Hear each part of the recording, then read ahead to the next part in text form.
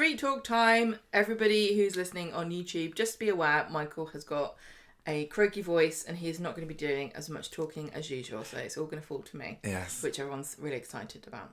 As I said earlier, because we're 15 minutes into the main podcast now, I would let Gemma do most of the talking, but I just can't keep my mouth shut about things. So we'll have to see, won't we? Including the fact that I'm going to be running the clickbait segment at the beginning of today's Street Talk section. So we'll get your brain around this one, Gemma, and listeners. I don't know whether you've seen these articles. Number 1, Coronation Street fans work out Tim's secret affair, and it's with someone unexpected.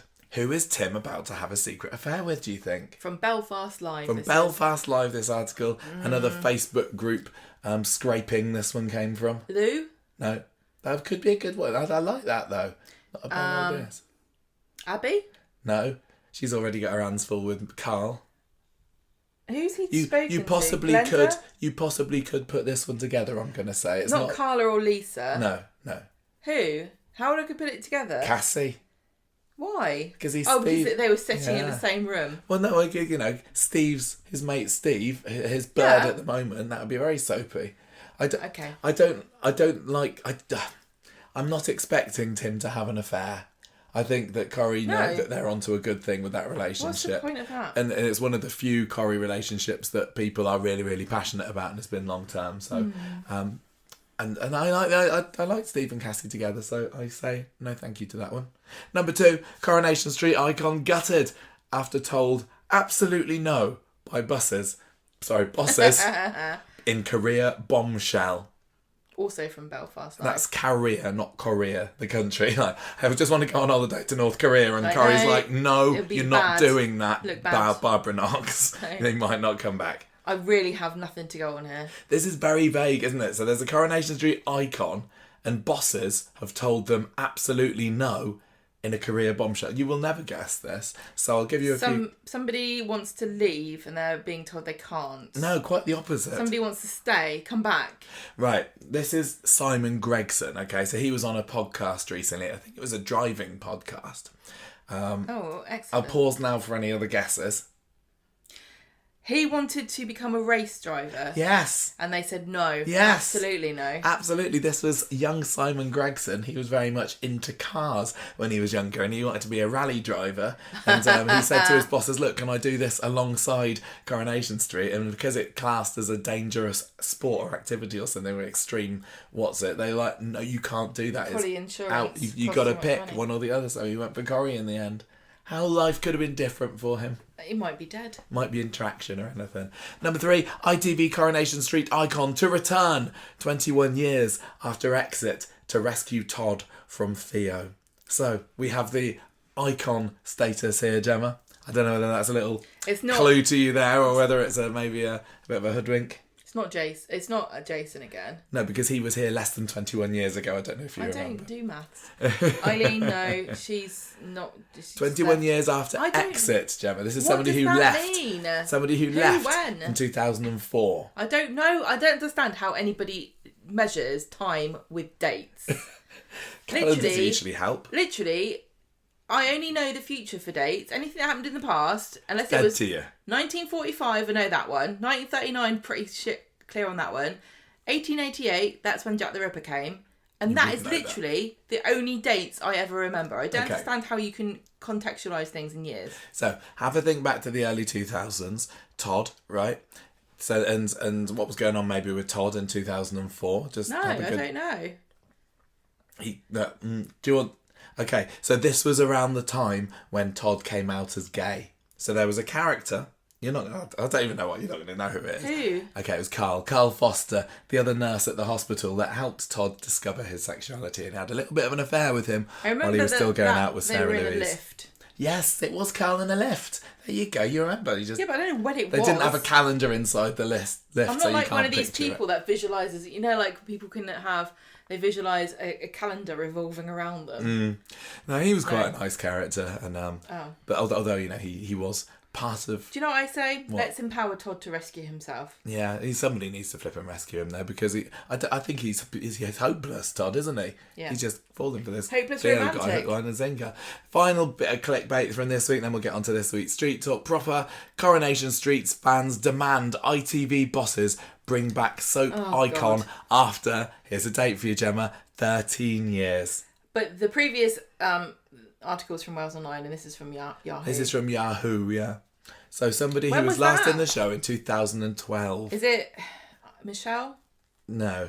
I don't know. 2012 was the year that we started, and I think as a little bit of an extra bonus clue for you, they had left before we started recording the podcast. Oh, so Becky. No, but that's a really good guess. And I imagine that more people would want Becky to come back than this particular person. But Becky's boyfriend. She did indeed leave in early 2012. I don't know then. I'm sorry. I just don't know years. When I was doing the Abby quiz and I was reading through it and it was like, oh, Abby, something, Michelle's car. And I was like, was Michelle in it? When Abby was in it? What? Okay, so the person that Corrie fans, according to this particular article... They are related. Is it a man or a woman? They are half related. Kate Connor. To two current characters on the street and one who is currently away on a sabbatical. Amber. Yeah, there we go. Amber Kalari has been declared the next one to come back to Coronation Street, according to this article. I'm not going to disparage because I love Amber. I wouldn't say so. Hot icon. And cold on her. If she came back, maybe they bring back Sophie as well, so that wouldn't be bad. Okay, well there we go. That's this week's clickbait. Thank you very much for sending that in to us. And now we are going to get on to this week's Corrie. We only had 2 episodes this week, didn't we? Monday and Friday. Got a little bit of a break. Monday and Friday? Oh, Wednesday. Sorry, I don't even know what day of the week it is. Yeah, this is a massive gap between Corries, right? So we had Wednesday this week, and then the next Coronation Street is Thursday next week. Bloody football. We're getting 8 days between Coronation Streets, Gemma. How are you feeling about this? I forgot what happened. What show is this? I was thinking this morning, I don't think it was a massively memorable week anyway. Especially not compared to the previous week where we had the Ardy's party and everything. So it was a bit of a ho-hum sort of pair of episodes to me.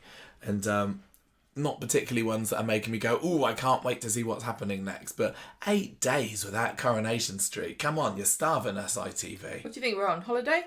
Well, I guess we're having a little break from it now, aren't we? Apart from right now as we're recording and it's just going to make my voice worse. I'm going to are you going to do all the synopsing and let me just do a bit of interrupting? Yeah, why really not? Annoying interrupting, okay. But let me say the storyline titles at least. I've got a couple of good ones. Why don't you? So we're starting off with the family affair storyline. That is not a good one. That is Abby, and not a new one either. That's Abby and Carl and Kevin. Then I like this one. Gary in a coma. I see Gemma's smiling already about this one. We're calling, and this is also including all the other bits that are related to the party as well. But Gary's in a coma. He is the gingerbread man. yeah, gingerbread man. He's ginger and he's in a bed. Great. You also quite like this one, don't you? Because it just is another dig at that lovable plank of wood that is Theo. We're calling it Mills and Buffoon rather than Mills and Boone. Millie is the Mills. Yeah. Although, again, I want to say, who's the biggest buffoon here? Is it Theo or is it Todd, who is just being massive doormat and allowing himself to be somewhat slightly abused by this person? Or at least that's how I'm reading it anyway. No, you can't blame the victim. No, well, he needs to see the warning signs. Come on. He's a man of the world. He's had plenty of bad blokes in the past. If he doesn't like it, you should just put him in a coffin and bury him. There's also James involved in this now, isn't there? Getting him in there. Dee-Dee wanting to have a little undercover christening for Laila, which on Wednesday's episode she said, oh, you're all ready for the christening tomorrow, Billy? Don't tell anybody. Tomorrow is going to be 8 days time, yeah. What a way to throw people off the scent. But maybe it is religious themed. It's a bit like, how in the Bible it says the world was created in 7 days, and some people say, well, it could be translated as just 7 periods of time. It's just a loose explanation. Yeah, so I guess that works with christening arrangements as well. We're calling this the Secret Service. I've gotten loads of chuckles and jammer this week. This is built. It's not just because it's my birthday week. These are 3 really solid. Solid new additions to the Corrie plot title. Yeah. And then we've got the Sassy Cassie Steve's New Lassie, which is still very much a throwaway one. And not a whole lot happened there this week either. So, family affair first. all things that have gone on with those wonderful Websters and also the woeful Websters. What, Gemma, have they been up to this week? A family affair. Yes. On Monday, Kevin takes You don't need to say it in a stupid voice just because I am. Right, so Alfie's playing around on Abby's phone, and Kevin takes it to help him, and he sees something, and I do not know how he managed to see this, because he was supposed to be helping Alfie with a game, but he manages to pull up the text messages that Abby has had from Carl. That was like so sus, wasn't it? That was like serious. One, I'm thinking, why are they letting Alfie play mobile games? No, hang on, this is what people do. I know they do. But I'm saying, come on, Kevin and Abby. How old is he? How long's Imran Both been of cold? these... 4 years? What? So what?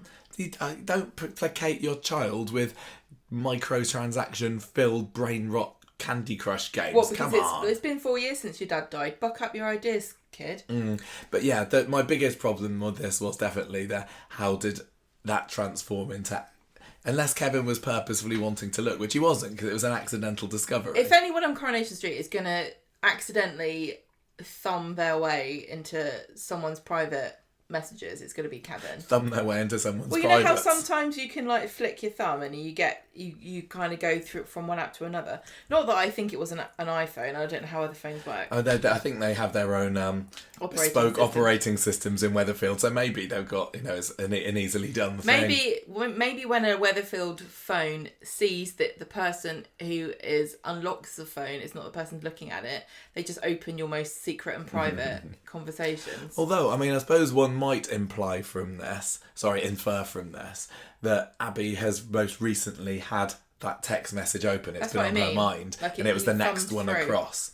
Yeah, so she's been staring at it, but not replying. It wasn't particularly incriminating anyway, to be honest with you, because Carl's message, it was a bunch of guff about doing some random, yeah, and then the message from Carl was, how do I get to know you better? Yeah, but it kind of came out of the blue, didn't it? So the message about how do I get to know you better was clearly a response to something they've said to each other, IRL. But it's enough to give Kevin a raised eyebrow. Well, he would know because he's a big cheat himself, so... Yeah, well, maybe. Maybe that's what he was texting Sally back on his Nokia 3210 in... Natalie Horrocks in 1997. Right, Who knows? Abby then confronts Carl in the office because... Does she know that he's seen this? Or she suspects, doesn't she? Yeah. She sees that he's looked at the messages. So she goes and sees Carl, he's working. He's doing the dodgy MOT stuff. I think if you had just started watching it now, you wouldn't know because they don't keep referencing it, which is unusual for Coronation Street. Is he still... Oh, yeah, he was doing something fiddly with the computer, wasn't he? I kind of forgot that was still the thing. That's still his main thing, isn't it? So she's like, stop sending me texts like that. And Kevin's seen it and he's really grumpy. And he's like, don't worry about it. But then Kevin comes to see Abby in the garage and can tell that she's a bit flustered. And she then tells Kevin that Carl has been up to something weird with signing off a car that isn't finished and accuses him of being sloppy and tells Kevin to keep an eye on it and get rid of Carl because he's going to put the business in jeopardy. So then Kevin watches the CCTV footage later and we see that it was actually Abby who'd done this to the car herself. And I was really shocked about this because I thought that she had picked up on what Carl was up to with the dodgy MOTs, but she was setting him up. Were you surprised? I can't remember, to be quite frank with you. Well, anyway, he confronts her about this and says, why are you doing this? And what was with that text message? Carl comes down in the middle of this conversation and says, oh, it wasn't anything, it was just a bit of banter. Yeah, so this week really was the beginning of Kevin's suspicions, wasn't it? And he had them earlier in the year when, wasn't Abby and Ronnie sort of enjoying each other's company? Oh, yeah, because more than Kevin liked. Because he's got this, and they haven't really dwelled on it very much, but because of his testicular cancer, I think that there's an implication that he feels like his manhood has kind of been jeopardised, and because there were bits where Abby was kind of like asking him to go to bed and he couldn't, or he was too tired or something like that, and so he's obviously had a bit of an ego bashing. And it's really funny that Coronation Street is not leaning more into this because I think this is a really important storyline, especially for older men who might be going through some kind of crisis like this. We had it a bit with Tim when he had his heart attack and he couldn't be with Sally. And I don't know, they've never shied away from repeating storylines. But I do feel as though this is a really important thread of like why Kevin feels so hurt and why he's so suspicious and paranoid. I think I'm still imagine that ever since he's got together with Abby as well, he's thought, shall we say no, that he's punching. How did I end up with this fox? Yeah. So, but you would never, I don't think you would ever suspect your brother because, that's the bro code, isn't it? No, but I think I would if I didn't know him. If this guy suddenly turned up and, you weren't raised together, I do think that having a bond with your sibling is very different if you were raised in the same house as children. Don't you think? Do you think if somebody came up to you and they were just your brother, but they were much younger? I'd suspect that you and him were. I don't think it's the same thing. I think there's a real bond between siblings who were raised together as children. Yeah, there's definitely a difference there. Anyway, I don't know whether Kevin's got the imagination to suspect that actual affair is coming. I think he feels. Right, I know he's punching, but he also thinks that. I would have thought that he also thinks he's just kind of very comfortable there and wouldn't realise that something's going on under his nose. Why are you saying that when he literally in the next scene accuses her of cheating with him? Oh no, I know he is now, but he strikes me as he's very happy having his pants washed and his tea made. So you think that he is in no way paranoid, even though he already was paranoid earlier in the year? I know that he is, but he doesn't. I don't know what I'm saying. Sorry, you're supposed to be talking more anyway. No, it's okay. If you could think about what you mean, okay. You won't be when anything we say, even if it's completely off the wall, is never going to be the only time anyone's ever thought that. I think he's got his head in the sand a lot of the time. That's fair enough. And he's just happily sitting on the sofa, obliviously watching the world go by.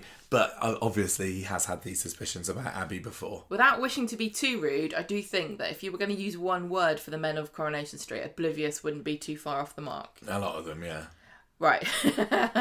Only for plot purposes, of course. It's more exciting that way. So they go back to the house. Kevin confronts Abby and says, "Are you cheating on me with my brother?" And she's like, "No, I don't even like him." She's always like, he's always bantering. And he says, why didn't you tell me this before? And she says, "I'm sorry, he was your brother. I didn't want to bring it up." And he says, "Well, I'm sorry that I accused you. I shouldn't have done that." And they hug.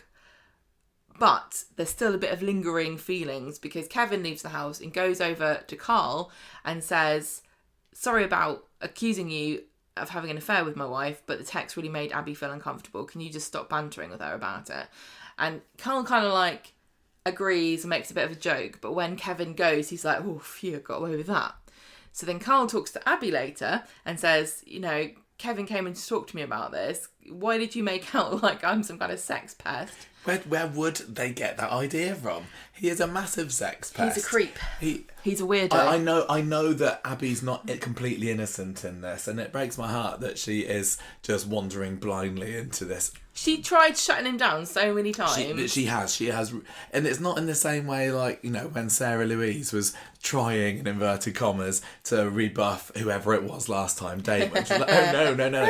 Abby genuinely is saying, "Stay away from me. We can't let this happen." But then I know she's been hinting that she wouldn't be completely adverse to it in a different situation where Kevin didn't exist. But she is very clearly saying no to him, and he is being very much like a sex pest in his insistence, I say. Sex pest. He is. You're a sex pest. So Abby starts crying and saying, "Look, I feel really awful because I've had to keep this secret from Kevin." And he hugs her, she pulls away, and obviously the person who sees this happen, Kevin. Just happening to be walking by across the road. Right, so on Wednesday he's very suspicious of Abby over breakfast, and she thinks that this is just nerves because he's got an appointment booked today for his checkup to find out whether the treatment to get rid of his cancer has worked. I didn't know what to expect at the beginning of this story. At this episode. Had you had any predictions about whether the cancer I'd seen spoilers about this. Oh no, had you? I knew that he was going to lie to her about it. I didn't, and I can't believe that that's how it's ended up. We'll get there when we get there. So when you saw that he was going to get his checkup on Wednesday, did you think, "Oh, I hope he's all right. Or I just never assumed that he would point, be because this story has not been predominantly driven by Kevin's cancer. This is a story that's, I suppose, A, an affair, B, a dementia plot with a little bit of annoying cancer lingering in the background there. So I just assumed that they were going to can the cancer and then focus on the main draw of the story for the next however many months. Wow. So I just thought it'd be all over. Kevin's got other ideas. And I was right, but not with the way that it's been left. They think it's all over. It's not yet. No, as the quote goes. Kevin has got his Lucky Wethy County top on. Abby criticises him and tells him he looks like a scruff bag, which I find hilarious because I have never in my life ever judged anybody who I've seen waiting in hospital. But also, Kevin always looks like a scruff bag. I think we don't all have perfect teeth, or. I thought he looked strangely smart in his football top. Did you? Wow, I mean, he always looks scruffy. Well, it was nice and colourful, wasn't it, compared to the dowdy, tattered stuff that he usually wears. Like, how long's... I know he doesn't have his purple jacket anymore, but maybe it was her that made him get rid of it.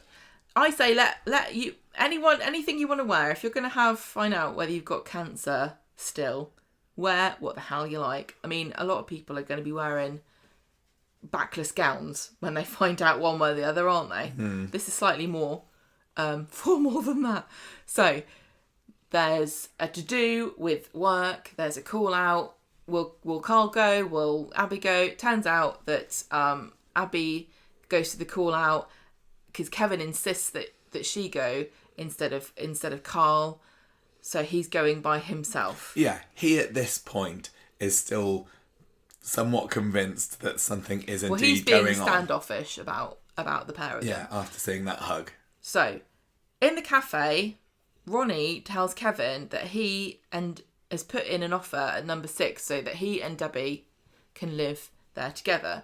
Jenny's turned up out of nowhere. She's been exiled, but she's kind of walked back from Siberia or wherever she's been staying, and she is in the cafe and she puts her foot in it by saying about how Debbie, she seems so normal at the moment. And Ronnie's like, well, she is normal. And Jenny's like, you know what I mean. I don't know what to say. But, it kind of gets smoothed over a little bit. I thought that was a very interesting scene.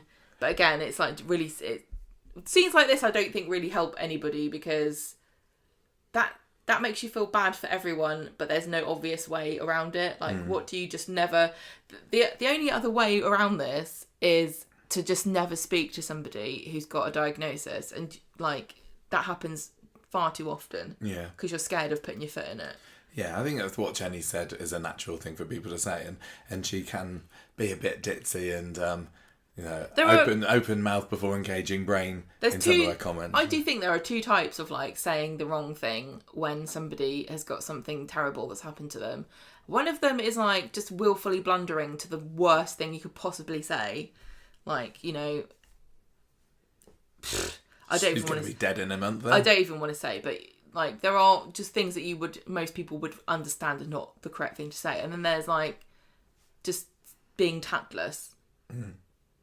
I always put myself in the position of the person who says the tactless thing because I know I would do, and it makes me feel really bad because I wish that I would know what exactly you would say.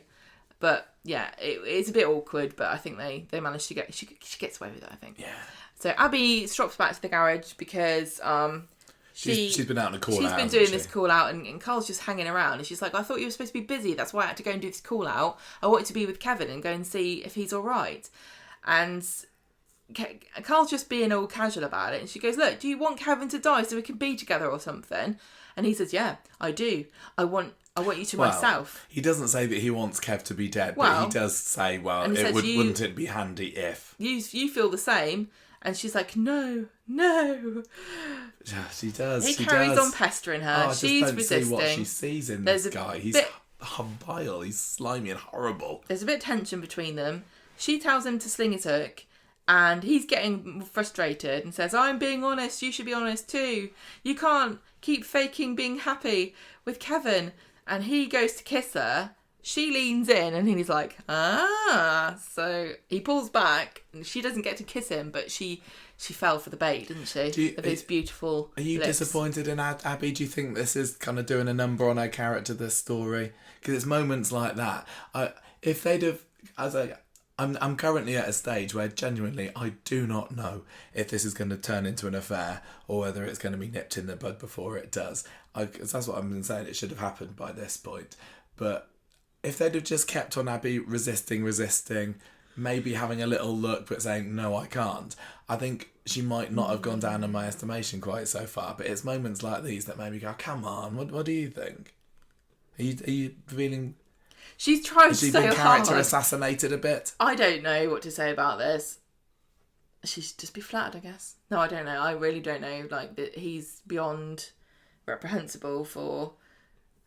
She's so vulnerable too. I mean, we're not even talking about the fact that she has got PTSD and she watched a lad die in her arms and it brought back everything really to do with her son. And she's so vulnerable, and now she couldn't for a long time confide in Kevin because of his cancer, and she feels quite alone and adrift, and Carl's doing everything he can to chip away at those two, you know, the relationship between those two and separate her out. Like he's like a lion separating a deer from the pack, you know? Yeah, I kind of forgot about that a little bit. It's not an excuse, but it does make him look like he's taken advantage of her even more, doesn't it?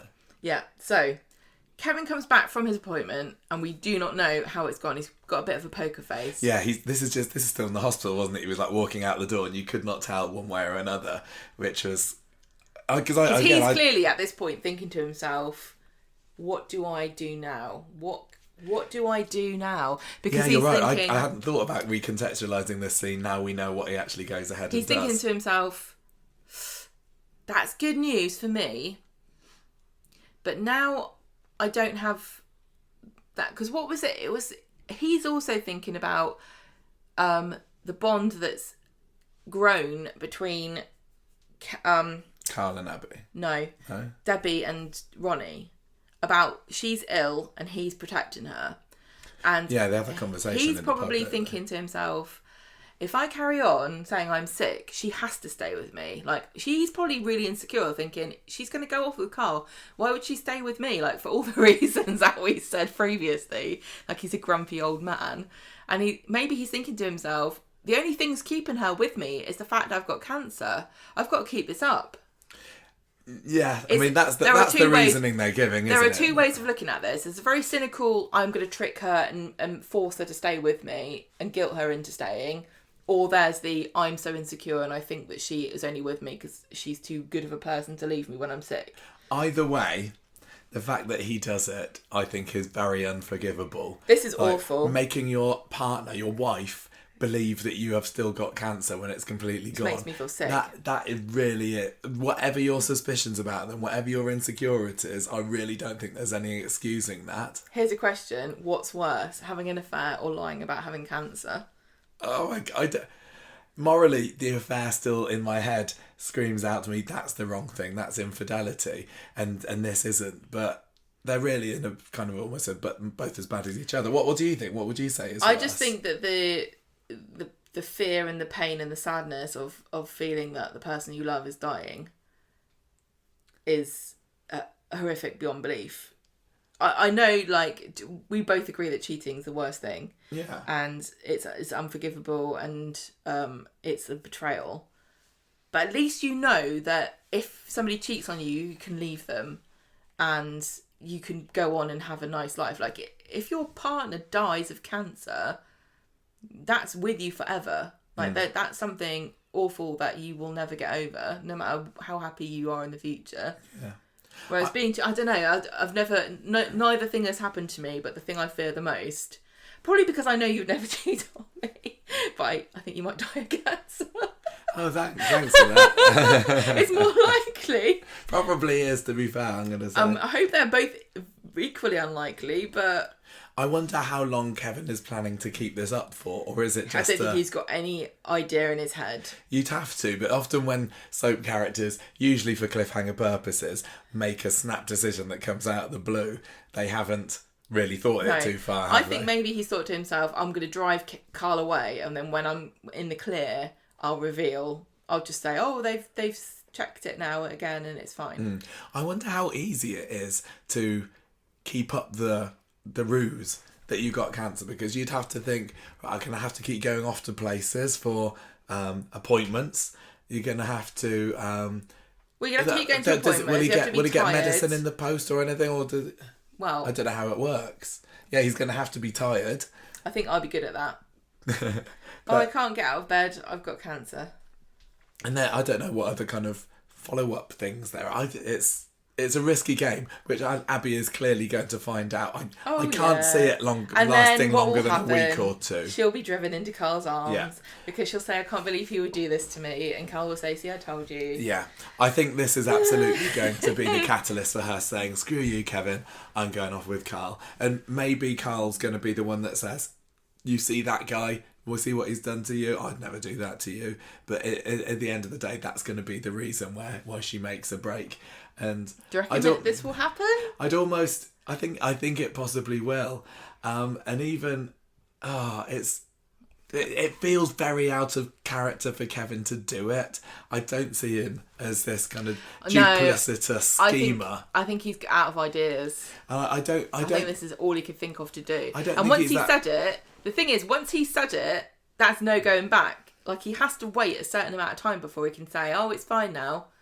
This is one of those character decisions that you have to really try and think about justifying. About, well, there could be a reason that he's done this. Because seriously, that doesn't fit with his usual behaviour to be this.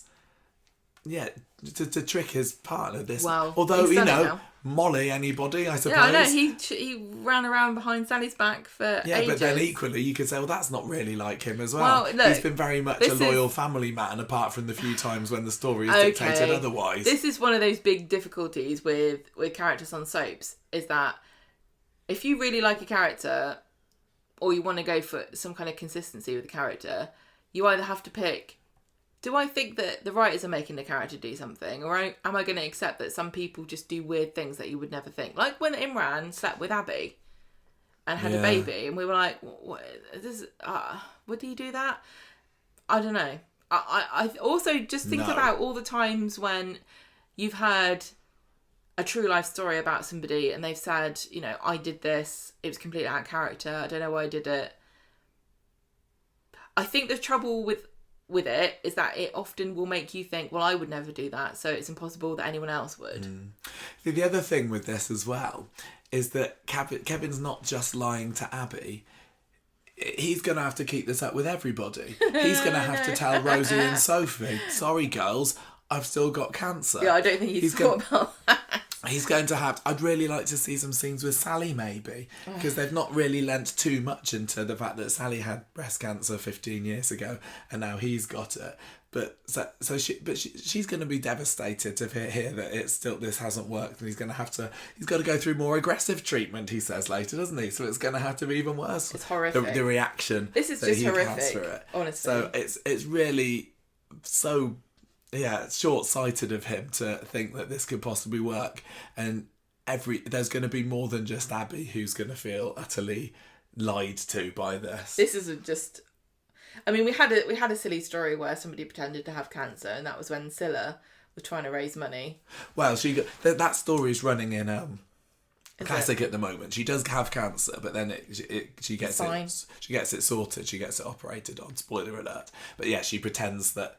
I suppose it is quite similar, isn't it? But once the cancer goes, once the treatment's worked, the character continues to make out that they're sick. But obviously, you were not supposed to empathise with Scylla whatsoever, and she was doing it for monetary gain. So she was like malingering. Yeah, she wanted to go on holiday and swim with the dolphins, if I remember right. Yeah. Whereas Kevin is just targeting this to a very specific person. It's really funny, actually, because if I was Kevin, I would tell Abby and say, listen, I'm going to put up a front and pretend I've not got cancer because I don't want to upset everybody and I'm sick and tired of people feeling sorry for me. But just so you know, I have got cancer still and they're going to treat me, but can we keep it between the pair of us so that I don't upset everybody else? And that would be the worst thing. That would be even so worse. Evil. But that's the way you get around like the moral dilemma of not telling your daughters that you. I mean, when it happened with Scylla, it was almost a bit of a comedy storyline, wasn't it? And it's like, and she was like making Les and Yana raise money for her by bathing in a bath of beans because she'd known that they'd had a one night stand together. Can you imagine Kevin doing that to Carl and Abby? But I think maybe if Kevin had known, that Abby and Carl had slept together, which they haven't, but if he'd known about it, I wouldn't feel so bad that he's doing this a part of some weird revenge story. Have they ever? But at the moment, it's just on a hunch, isn't it? He's using it to keep her. Yeah. This is a massive thing to do just because you've seen a few little clues this week and maybe a bit of a hug. Have they actually kissed each other, or have they both just put their mouths very close? I think it was that, because it was the scene in Number 13's lounge a couple of weeks ago, wasn't it? Did they kiss? I can't remember whether it was a kiss or not, but I mean, it doesn't really matter. It's like they both wanted to. They might as well have done it. You might as well do it. They heard it from the horse's mouth. If Kevin had found out about it, I think he would have treated it both the same. Okay. Anyway, despicable behaviour by Kevin. We don't know at this point in the show whether Kevin has got the all clear or not, but Abby is fretting in the cafe, telling Roy that she's very worried Kevin's not got back to her. She feels guilty, she wasn't there, and she's failing him, and she feels like she's bottling everything up, and Roy says you must tell him how you feel. So Abby goes back to the garage and she says, I think she's talking to Carl here. Yeah, she's talking to Carl and she says, right, listen, if it's good news, I'm going to talk to Kevin and tell him that we need to go on a break. Not because I want to be with you, Carl. I love Kevin, but I don't feel like I'm in love with him and I don't want to hurt him. It's a horrible admission from Abby.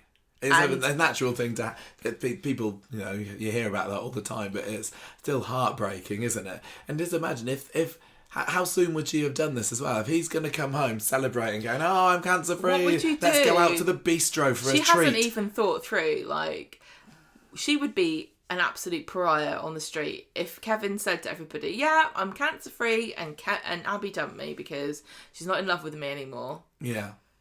I'd rather have the cancer back, actually. This is gross, really. And also, where's she going to live and where's she going to work? She's really relying on Kevin's good nature here to be like, oh yeah, carry on living with me, carry on working in like, she can't support herself, really. Yeah. She's still struggling with her. She was an addict. She has got stability. She's got a child. And I'm not saying that anyone should stay with a partner if they don't want to be with them, but she hasn't got a plan. What's her plan? She'd be taking Alfie away from Kevin, who, by all intents and purposes, thinks of Alfie as his dad, and then also she'd be she'd be taking herself away from Jack as well. Well, she's not actually said I'm going to move out. She's just gone, oh, I'm just going to break up with Kevin. I think I would infer from that a move out would be happening. You'd hope so. Poor old Jack would be losing, the closest he's known to a mum. And a brother. Yeah.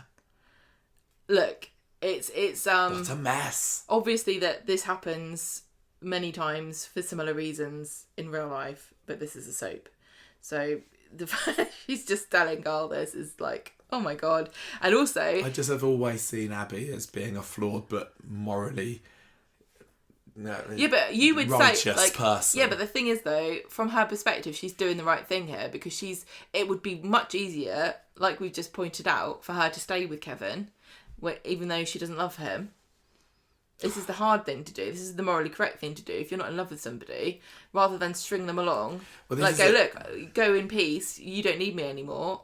This isn't working out. Feels like it's happened so soon. And what's I made suppose they her got married very quickly as well, didn't they? Do you think she's just thinking to herself, if I loved Kevin, I wouldn't be tempted by Carl? No. Or why has she come to this decision that she doesn't love Kevin just because Carl's sniffing around her? I don't understand where this has come from. But it's a bit like when Tracy and Steve split up, isn't it? And they just out of nowhere had Tracy saying, "Oh, we've been arguing all this time." But the thing is, and the breakup between Tyrone and Fizz when he admitted that he fancied Alina.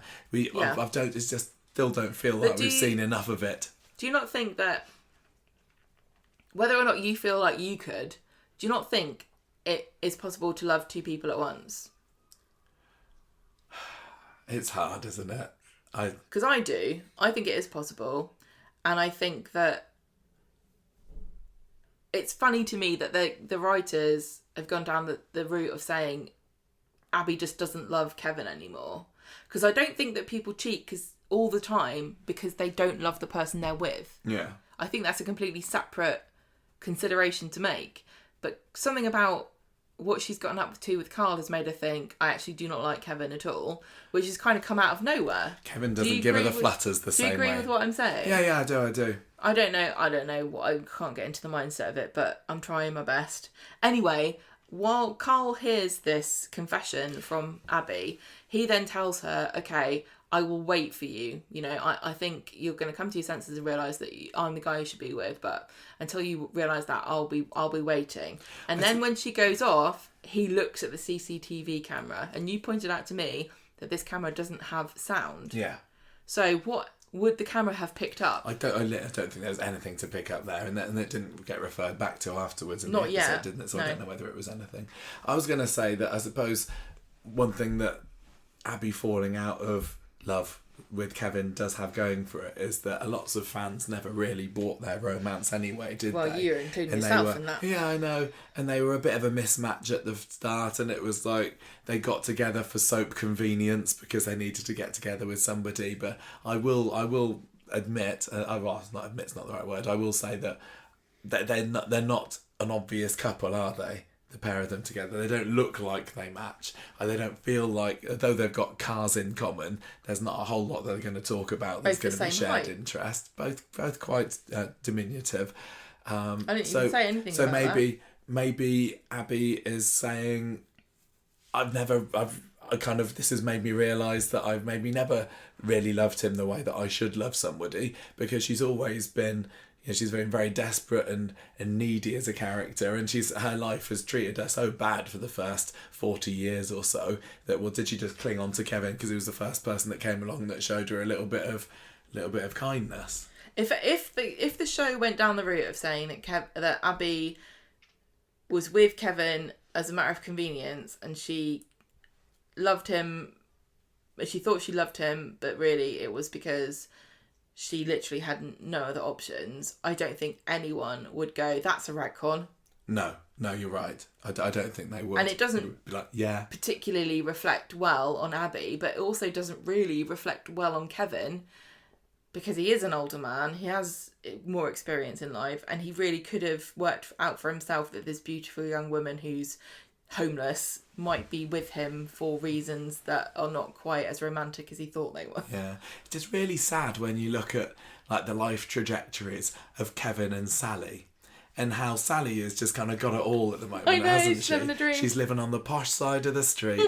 She's got a husband who, he's a bit of a dope, but totally dotes on her. She's got a very nicely decorated house and a lesbian Christian daughter. She's got a lovely duck egg blue front door. She was the mayor. She's been in prison, yes, but on the whole, she's got a pretty. But I think that she probably thinks that's a really good chapter of helps her connect with the she's with like, the lower class. Listen, I've been inside, as we call it.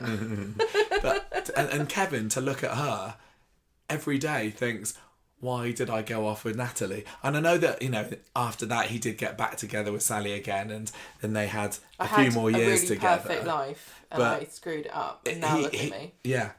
And what's he got? He's still in the same house that he moved into 35 years ago. He's got a wife that's maybe going off with someone. He doesn't feel like he's evolved in any way. This is the trouble. Whereas Sally is just up and up and up. This is the real trouble about Coronation Street, is that people will have aspirations, but at the end of the day they've got to stay on the street if they want to be in the show.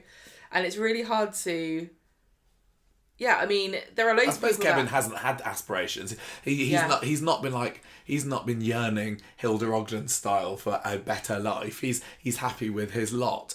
But maybe he must sometimes look at Sally and go, "Why on maybe earth? I should have wanted better for myself. Like, I've just been treading water." Yeah, wouldn't have stopped him getting cancer, but well, maybe he shouldn't have been photocopying his balls all that time. I don't think that's how you get it, by the way. You shouldn't listen to podcasts about cancer. Especially not if they're about Coronation Street. Right, so Kevin's moping around in the pub, and Debbie comes and joins him, and he says, look, I'm really worried that Abby's going to leave me. And she's like, what are you talking about? She wouldn't do that. Look, how Ronnie's sticking with me, even though I'm sick. I really love him. We've got a deep trust and a bond. And it's got even better since the... You know what I say? If you're ever worried about your partner leaving you, bruv, Kev, tell them you've got cancer if you don't. Because I'm just pretending to have dementia, to be honest with you. At this point, he must have already decided of course that this is what he was going to do. And Debbie telling him this at this moment, saying, oh yeah, this has actually brought me and Ronnie closer together, and he's realised that it's had the opposite effect for me and Abby. I think it's just confirming his decision to go down this deceptive I've just route. had a plan. So he goes home and he tells Abby, right, good news, bad news. The good news is it's not spread, but the bad news is it's not responded to treatment. And his quote is, I'm not in the clear, far from it. I'm going to need more aggressive chemo. Don't tell Jack. He says, don't tell Jack. It's too early to find out. So that's probably a clue about him not telling the girls. I guess so, but... but this was really interesting to me that find out. He's not going full evil on this, is he? He's not like, oh, they told me it's gone to my brain or anything. He's saying... It's kind of neutral here. Like, this could be bad. It's not great. It's not good. It's not bad. It's like, this is prolonged. Yeah. So it could have been worse. It could have been worse. But he really should. Sorry. He really should have told her the truth. Yeah, totally. Right. So Ronnie goes and sits with Debbie in the pub, and she says, "I want to get back to how we used to be." And he says, "Yeah, we will, but you need to tell me, if you need support, I will help you." And they say, oh, we love each other, and they kiss each other. And then Kevin and Abby end up in speed dial, and Dr. Gaddis comes in. Hooray! Love this. So months have gone by since we last saw Gaddis, and she said, oh, I got booking for Sue Gaddis, so she goes by Sue, and she comes and goes, oh, she's off duty. Kevin, I'm so pleased to hear that the cancer's gone, hooray. And Kevin says, shut up. Shut up, don't tell everybody. He says, yeah, that's great news, but please can you not tell anybody and keep it quiet? He says something like, I want it to be a surprise. I want to tell. And she's like, oh yeah, okay. I'm not being in with your secret. Am I in your story now, Kevin? I mean, it must be really awkward because you can't go up and say things like that, but it must be such a natural reaction if you're a GP. Not that we seem to get those anymore, that actually your GP that you see your whole life, like we used to when I was a kid, who actually knows who you are. But like going up to them and going, oh, fantastic news, Websters, I'm so happy for your family. Yeah. Like you can't do that. No. But so Dr. Gaddis knows. I don't think this is going to come up. I think this is more just demonstrating how he's going to field. Like it's not going to be as easy as he thought it was. I would love for this to be the beginning of a little flurry of episodes for Gaddis, because it felt like on its own she was on screen for 20 seconds or so. I know. And they're really getting Christine Mackie in just for that, because that's poor. I can't imagine her going in to sort of see, maybe Abby going in to kind of get, a check-up about how she's doing with her addiction issues and if she need any support or anything. And she's like, it's obviously difficult because of Kevin, and like Dr. Gaddis is like, yeah, I mean, maybe that's how she might find out. No, I don't. I think Dr. Gaddis would... What would you do if you're a doctor? You can be so easily tricked if you're a doctor. If somebody comes up to you and says, oh yeah, the whole problem with my husband, and you're like, your husband's fine. Like, what do you mean? Wouldn't it be such a natural thing to say? If this was left until like the next filming block, possibly, and Abby's going to see Dr. Gaddis, that's enough time when Gaddis would have... Surely Kevin would have told her by now. So if Abby mentioned something to her, it'd be really hard not to give a bit of an eyebrow raise. She'd have to be biting her tongue. There'd be something where Abby notices a little glint in her eye and go, what? Yeah, maybe. And all Gaddis would be able to say, I don't think she would blurt out, say, but he's cured. She'd have to say, I think you need to speak to him. Yeah. And that's maybe how it will start to unravel. I don't know. I just did like to see Dr. Gaddis around. Yeah. Overall thoughts on this story this week? I think we've talked about it, haven't we? But I mean, are you liking the direction it's going? Would it keep you interested enough? I think for me, it's the same old with the affair. Just get on with it. But I as much as I don't like what Kevin has done, it had made me go, ooh, when we found out that that's what he had. What will happen now? It was a bit of a sting in the tail and a twist. It's an interesting development. It's kind of made me interested in what's going to happen next, which I can't say that I had for this story up until this point. So I suppose it's done a good job for keeping me hooked. There you go. Right, gingerbread man. No, Poor gingerbread man. Gingerbread He's man. not making bread. Maria knows that there's something suspicious going on, but she's still trying to keep up the pretense to... Was it Ed at the beginning? Well, Ed is trying to hold the fort down in the business, and Yeah. he can't commit to anything because he doesn't know when Gary's back. So he's on the phone and he's like, Maria, when is Gary coming? And she's like, well, tomorrow, because it's Liam Connor Jr.'s birthday. And of course, Gary would never miss that. His many children, he's all there for all of their milestones, etc. So we've also... This is the aftermath, like you said, of the drugs party problem storyline, because Summer's chatting with Ardy in the street and says that I didn't tell the police about what happened. I'm mad about Nina. I don't understand why she dropped me in it. And Ardy says that maybe we should just make up with her. So they go to the cafe together, and Nina's a bit awkward when she sees Summer and says that I'm really sorry. I didn't talk to you about before I went to the police, but I couldn't live with myself if I'd stayed quiet.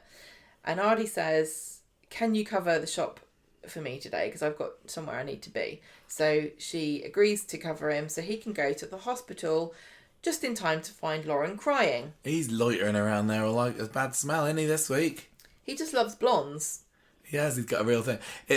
I don't know whether he cares one way or another about Lauren, but he's just mega guilty, isn't he? And he's just trying to make himself... Well, he's obviously the reason that Lauren's in hospital. And she's crying because she misses Frankie. And she says, I could kill whoever put me in here, but I don't blame you for it, Ardy. And he says, well, it might be my fault. You know, it was my party. And she says, no, it's not your fault. But what did you want to talk to me about? And he says, nothing.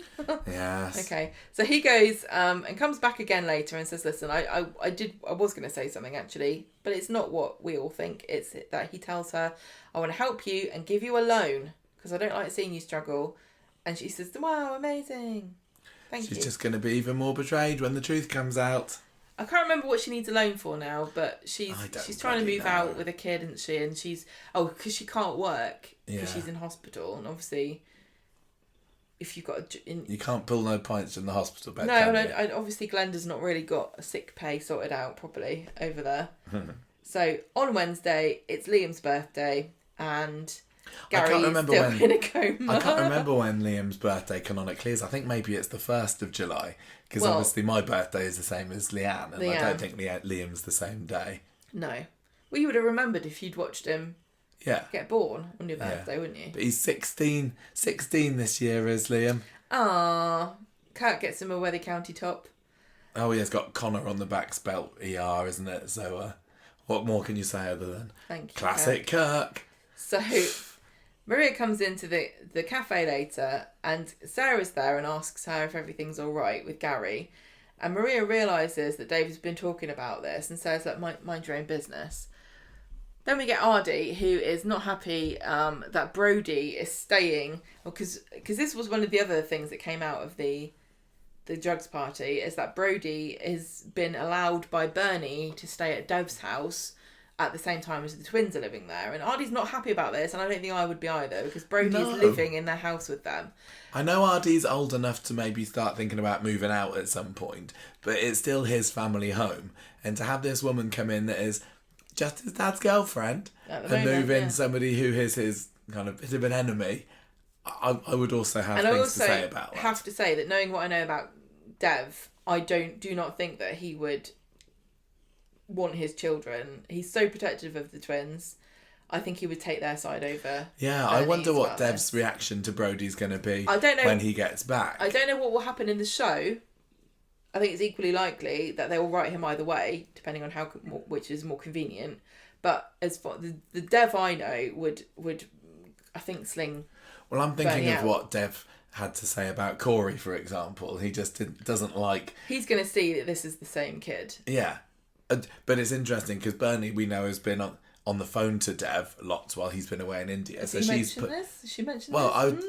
I imagine that he's been brought up because she's got nothing to hide there, but she's probably painting a much more pleasant picture of this poor child, this poor abused child. So Dev's going to arrive expecting one thing, but what he actually gets, yeah. So, yeah, Artie's not happy about it, and Bernie says, you know, why don't you help around the house, Brody, to make yourself more likeable and get in touch with Lou? But Brody says that she's dead to him. Also, Brody's going on people's games consoles and overwriting their save files, which is unforgivable. No, yes, Gemma, it is, isn't it? It is Gemma's done that once to me. Accidentally. I would never do it again, though, will I? You will never do that again. You know that I don't even play games that you play now. I'd rather not. It doesn't even work that way with saves, so I don't know how Brody actually overwrote his file, but anyway. So, he's really mad, and he's like, coming up with all these petty things, like, don't eat my Viennese whirls, blah, blah, blah. Bernie comes in with Lou to try to get them to make up, but as she comes in, Lou has this phone that's ringing, and Brody doesn't recognise the ringtone, and she tells him it's her work phone. Which Audrey's got any sense at all, because very generous mobile phone package as part of her. Yeah. So I mean, everybody thinks this is Gary's It's phone. Clearly, at this point, it's clearly obviously, and I can't remember what we said last week on the podcast about whether we suspected it was Lou or whether we thought it was Brody on his own that had done this, or some mysterious third party. But as soon as we saw her with that phone, it's like, oh, well, that's Gary's then, isn't it? But I've still seen a few people online saying, oh, I wonder if. I just don't feel to me like there's any wondering ifs about it. It was seemingly written as a, here you go, viewers. Did you get that? If you haven't worked it out already, here you go. Yeah. Here you go, thickos. Because it comes in again later, doesn't it? Because you have the nurses wanting to phone Gary's next of kin, and then Lou gets a phone call saying, oh, I need to go off somewhere. So it seems to me it's clearly her. It's so funny, though. Can I just tell you, like, I am dumb, and I do admit, never pretended to be smart in my life, but I did not realise this was what. Even though I was like, yeah, I think that Lou knows that Gary's in there, and she's the one who probably was behind what happened to him. When she's walking around with this phone and getting all these mysterious phone calls and stuff, all these clues building up, I was like, were you really? Yeah, I was like, okay. Oh, okay. What's next? That seemed obvious to me. I know, it is obvious. It is obvious. Now you know. But so what does this mean then for what happened to Gary? Did Lou attack him? Did Brody attack him? Brody clearly, I don't think Brody knows. Do you think Brody's involved? Maybe. Why would Brody not keep his mum closer if he knew that she knew that he was up to something? I can't see Lou dobbing him in. No, I can say I can't see Lou attacking Gary unless she was well armed. I mean, it could. He did have that bit of wood, didn't he? Last week. If she thought she was protecting her son, I think she would go for him. I would imagine. I mean, we make jokes about Gary being crap at fighting, but I would imagine that she would have had to have been quite lucky. Yeah. To best him in combat. Yeah, and it kind of makes me sad if it was her, because I really like her, and I know she's not spotless. She's not whiter than white, is she? But she's again a bit of a victim herself. Well, totally a victim of domestic abuse, and then to have her say, well, she's actually put Gary in a coma. I think it's just a bit of a shame, a bit of a blotch on her record for me. It's a bit of a blotch on the record, isn't it? I wonder. I mean,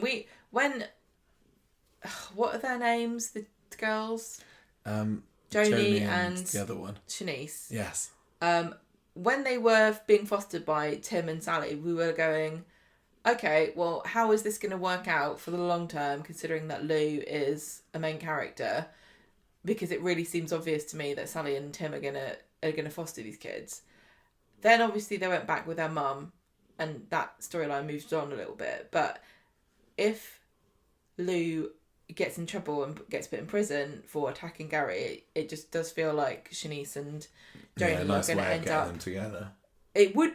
I tell you what, and I'm not being horrible about these two little girls because we don't know anything about them. But I would be kind of annoyed if at the end of this, instead of having Mick and Lou, we had Shanice and Joni, because I genuinely don't know these people. Well, they haven't, and I'd rather have Lou. They've not really attempted that much so far to give them that a whole load of personality, no, have they? Which is another. We had a that's sad, account against them staying on. So they had a sad, little mini story where they, Tim and Sally realised that they didn't like fighting because they were so sensitive. I don't care about children characters, and I don't think that. I'd definitely rather keep Lou rather than anybody. Yeah. So what, are we saying what happened was that either Lou attacked Gary or Brody attacked Gary and Lou's covering for him. And rescued him. Possibly. Although the fact that he doesn't know about that phone means that he's definitely in the dark about something. So maybe you're right, he doesn't know anything.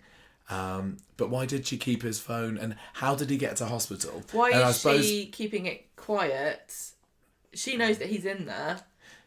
How long does she think that she can keep this quiet? She must know he's in there because, we're making a few assumptions here, but they were spelled out quite clearly to us.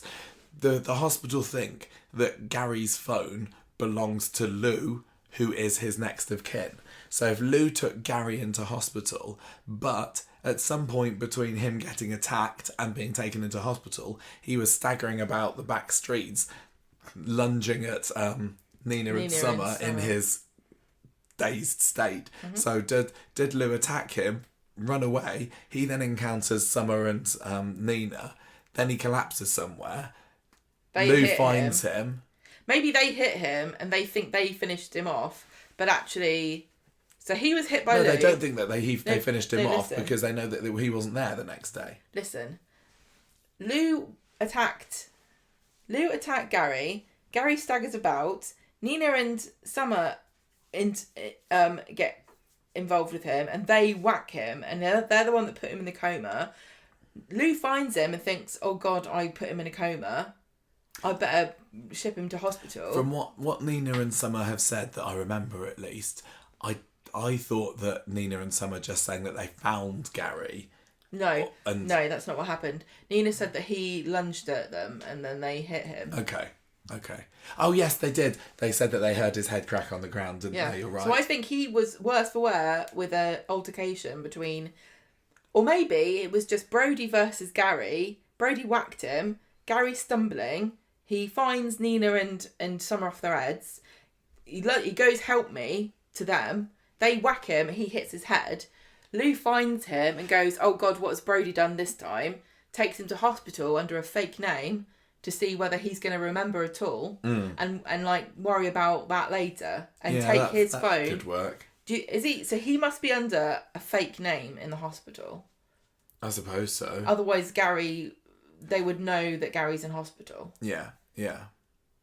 Interesting. What do you think? Yeah, that sounds about right. I suppose the only extra bit is, did Brody confess to his mum, I've just left Gary really worse for wear, and then she's like, don't worry, I'll go and find him, I'll go and sort it. Or did she just happen to bump into him, and as assume people do? Yeah. And then there'll be like a funny scene where they're like, I thought you killed him, I thought you did, what are we like? Who knows? I guess we'll find out soon. I think we're going to get a pretty comprehensive flashback that will clear this all up. It might have a bit of wobbly cam to it, but I think we'll know. Right, so it's Liam's birthday, and Maria's having to explain to Gemma, Jenny and Sarah in the pub that, Gary's not bothered to even text Liam, and she can't understand what's going on. I would say, does Gary not have it on his phone in his calendar so that Lou would have seen a notification saying Liam's birthday? No, because he's so great he remembers every year. That solves that. I suppose I don't have that for your birthday either. No, I know when yours is because you keep going on about it. As if you don't. Maybe there's a podcast that they listen to that tells them when people's birthdays are and they've stopped doing it.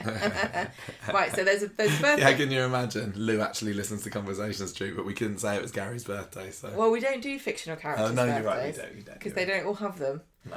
Right, so it's the kid, what's his name? Liam's birthday tea in Speed Dial. And Maria's kind of left an empty chair for Gary because she thinks he's going to turn up. But meanwhile, he's having a bit of a turn in the hospital and his eyes are... his machine's beeping worryingly, and the doctors are going, oh, there's Papadopoulos. Papilledema as he's got. They're going to have to send him to theatre because it's all gone wrong. It's when you got a swelling at the back of your eye because of the optic nerve is pushing on it too hard or something like that. I think it's great. He's thinking too hard. He's thinking too hard. Send him to theatre. He wants to do panto. Tell you what, I didn't know his contract was up. I thought he was in it for the rest of the year. Is he leaving? They were a bit of a TV burp stars of Tomorrow Today, those two, weren't they? Well, there's lots of like different medical staff. I don't know why can't they be the new Dr. Gavas or Lisa Swain? I think that they should have have them thrown in a few lines about how understaffed they are at the hospital. We don't have time to send him to theatre. We haven't got any staff. Let's just, what do they used to do in Egypt? It's just, can we give him what they called? Lobotomy. Let's give him a lobotomy. Give him a bit of trephining. Yeah. Couldn't they? They could just drill into his skull. Let out the evil spirits. Oh, I'll tell you what, there have been days this week where I quite happily have cracked my skull open to just try and get a bit of air in there. I think that the ghost of Rana would come out of it if they cracked open Gary's skull. Like, it was him, he dropped the roof on me. Maybe you should go in there and possess him. Yeah, maybe. That's just an idea. Stranger things have happened on Dallas. Why not? Okay, so Lou tells Brody about his birth and conception, and she's finally admitting to him that yes, Mick is not his dad and it is actually Kit. And she says, look, you were a gift that came from a mistake. And Brody is not like, he doesn't realise he's in a soap at all and he's upset about it. It's like, no, Brody, you're just supposed to accept it and like realise that it just is character development. He also admits he misses the girls, and he ends up agreeing to go back home with Lou and for his sisters, though, not for her. Yeah. They're definitely softening Brody now, aren't they? Now that he's out of prison. I know he's still a bit of a scally, but I'm not interested.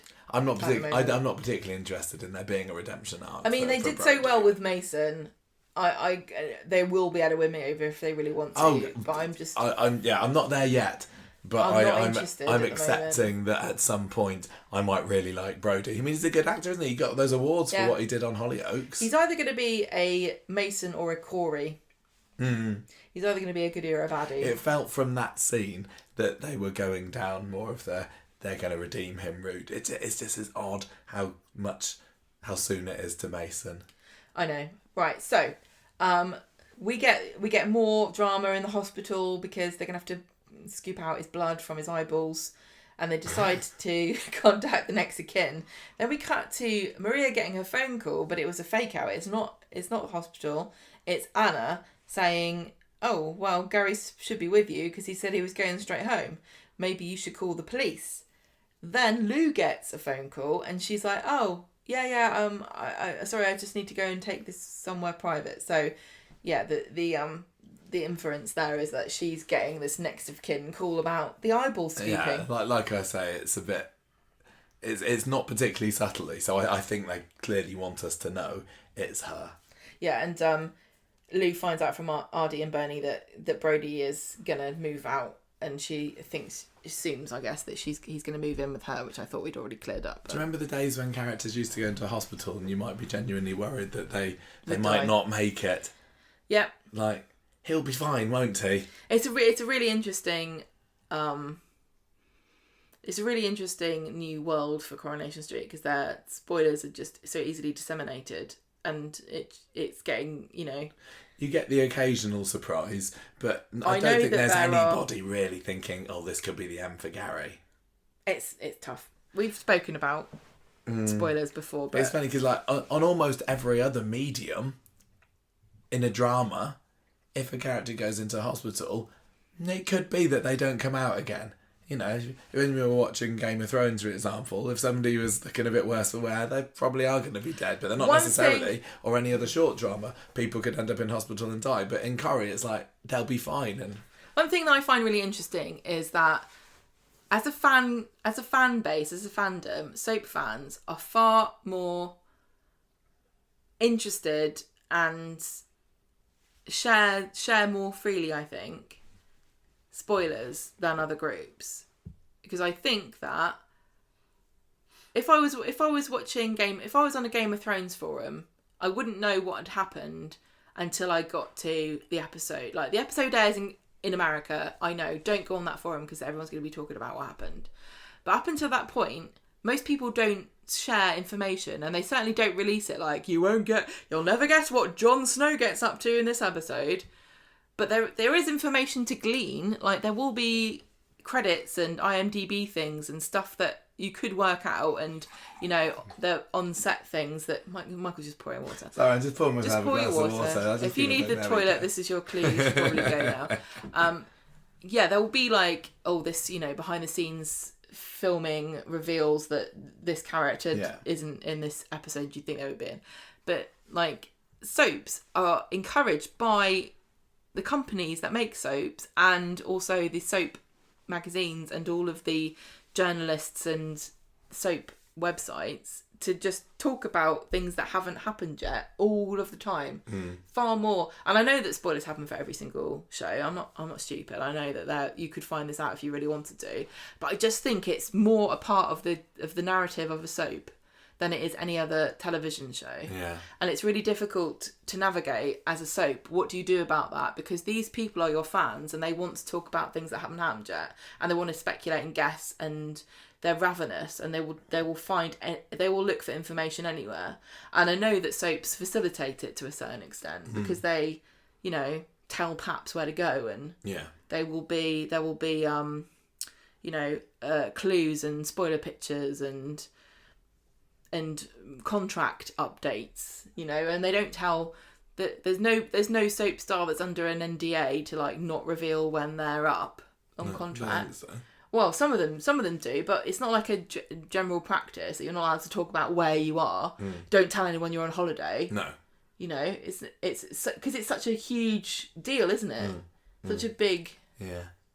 Oh well. So, but we know Gary's fine. We know Gary's going to be fine. I guess. I genuinely hope he is, because what if he ends up he's been a bit boring in the past, but I do like Gary. I really like Gary. I do. But equally, if they decided to pull the rug under us and have him flatlining next Thursday, then I'd say, well done, Corey, you kept that one secret, and I just do it the same with everything else. Mills and Buffoon, my favourite duo. On Monday, Theo prepared a very fancy buffet breakfast with crudités and etc.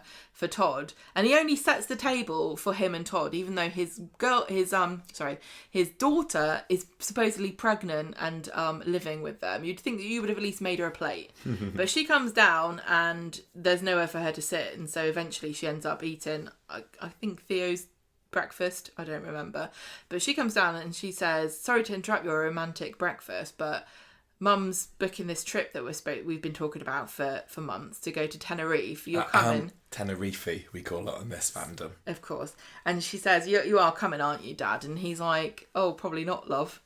And Todd then, somehow, between the last episode and this episode, he's realised from his conversation with Millie and the fact that she was drinking in the park that she is not pregnant. Yeah, I didn't get the impression last week didn't get that he had twigged, no. But he has. His little so brain's I was just a bit working. confused during these scenes. Like, I was thinking, we were saying to each other, like, have he forgotten know? something? Does he know? Has he told her? So Todd's like, "Oh, he's a smart cookie. Are you going? You're going on holiday to Tenerife? Are you sure you'll be able to fly in August? Aren't you worried about morning sickness? Wouldn't you like to take another pregnancy test just to see if you really are pregnant?" And she's kind of looking at him like, "Don't push me." Then Theo phones up Danielle, Millie's mum, to talk about what's going on, and he comes back and says to her, "Look, we need to go to school and explain to them why you're not in school, because you've been missing it all the time." And Millie says, "Oh, I can't because I'm sick." So Todd takes Millie to the cafe and they have a chat, and he says, "Look, I'm sorry, but he says..." Yeah, cards on the table. He says, "You and I know that you are not, and never have been, a marine biologist. Pregnant." And tells her, like, "You need to tell your dad, you need to come out, you've been telling a pack of lies." And she says, "Look, okay, yeah, I have been lying, but I just panicked. Please don't tell my mum and dad or I'm going to run away. I thought that this little bit of deception would be going on a lot longer than this. This girl, I love her. She's my favourite character. She's like she's like closest thing we've got to a female villain on Coronation Street at the moment. She's their definite. She's definitely got Agent of Chaos vibes. She is. She? So and she's like whatever happens.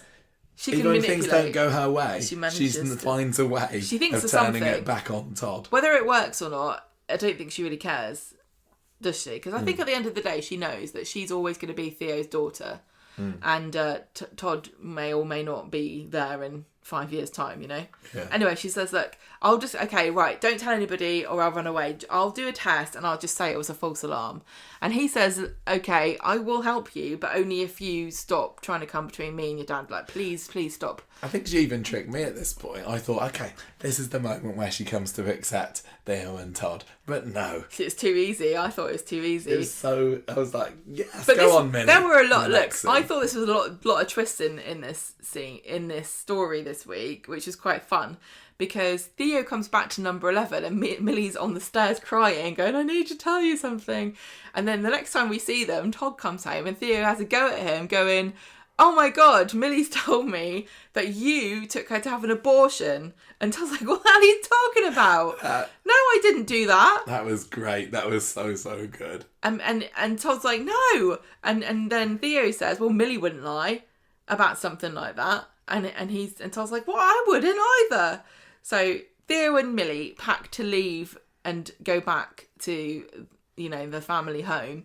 And Todd's like, Millie, please tell your dad the truth. And he brings out this receipt for a pregnancy test going, look, why would I have got her pregnancy test and an abortion? It doesn't make any sense.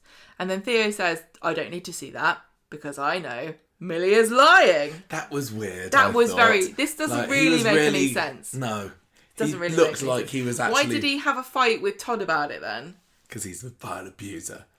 Like, was he keeping on Has going? he only just worked it out at this point? Or did he know all along and he was just trying to... What was he up to? It was hard. He didn't kind of give the look to say, hang on a minute, I've just put 2 and 2 together here, or the veil has been lifted from my eyes. It felt like he knew it all along. Yes, it did. Yet still, he was making his boyfriend think that he was leaving him. Was he just giving Millie a chance to come clean about it? Maybe. I don't know, but it's still weird. a bit of a... It was weird. A bit of a harsh thing for Theo to do to... He says, I know that Millie's lying. We're going home and we're going to tell Danielle the truth. And we can talk about it later, me and you, Todd. Yeah, and Todd says, yeah, do what you want, man. Todd's getting a little bit fed up of this now. About time. For the time being. It doesn't last long, does it? So they walk down the street and Millie says, look, Dad, the reason I did it is that I want things to go back to the way they were with us and you and Mum. And Theo says, I do not love your mum like that anymore, but I do love Todd. Oh, this is just moving too far. Like, honestly, this is just moving too fast. You think? Theo and Todd, to chuck your whole family away. Oh, that bit, yeah. Yeah, I think so. And get your kid to accept in such a short amount of space that not only are you done with their mum, but you're moving on. You shouldn't really be introducing your kids to your new partner for months anyway. That's what I read. Like, well, they did a lot of people don't. Yeah, but Todd and Millie did meet accidentally, didn't they, when they turned up at the Undertakers? I know, but look, can we all agree this is just bad news all around, right? No, I'm not offending anybody. There's no good that can come out of this. I can't believe I would offend anybody by saying this is just not a great situation.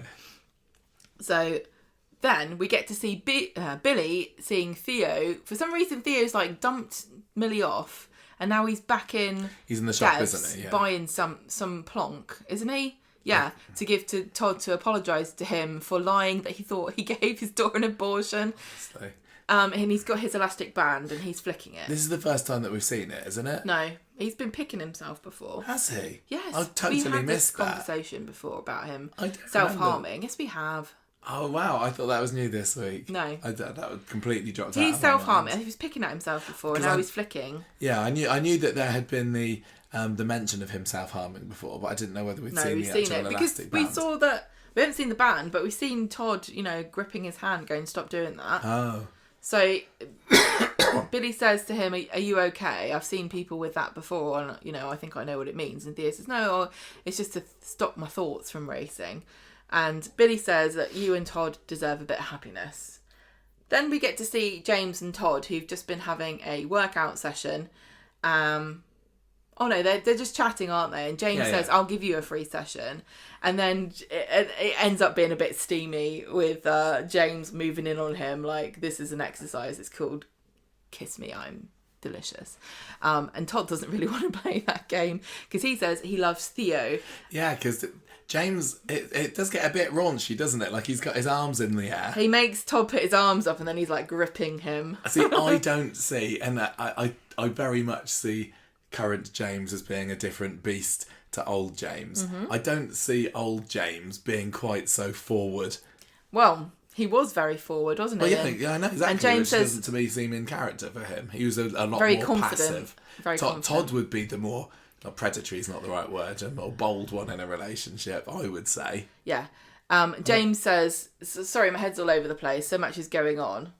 I also don't see James really being that interested in Todd. And it feels like it's just a case of, well, there's only so many gay characters in the street, so I guess you'll be the one that I'm going to be fancying.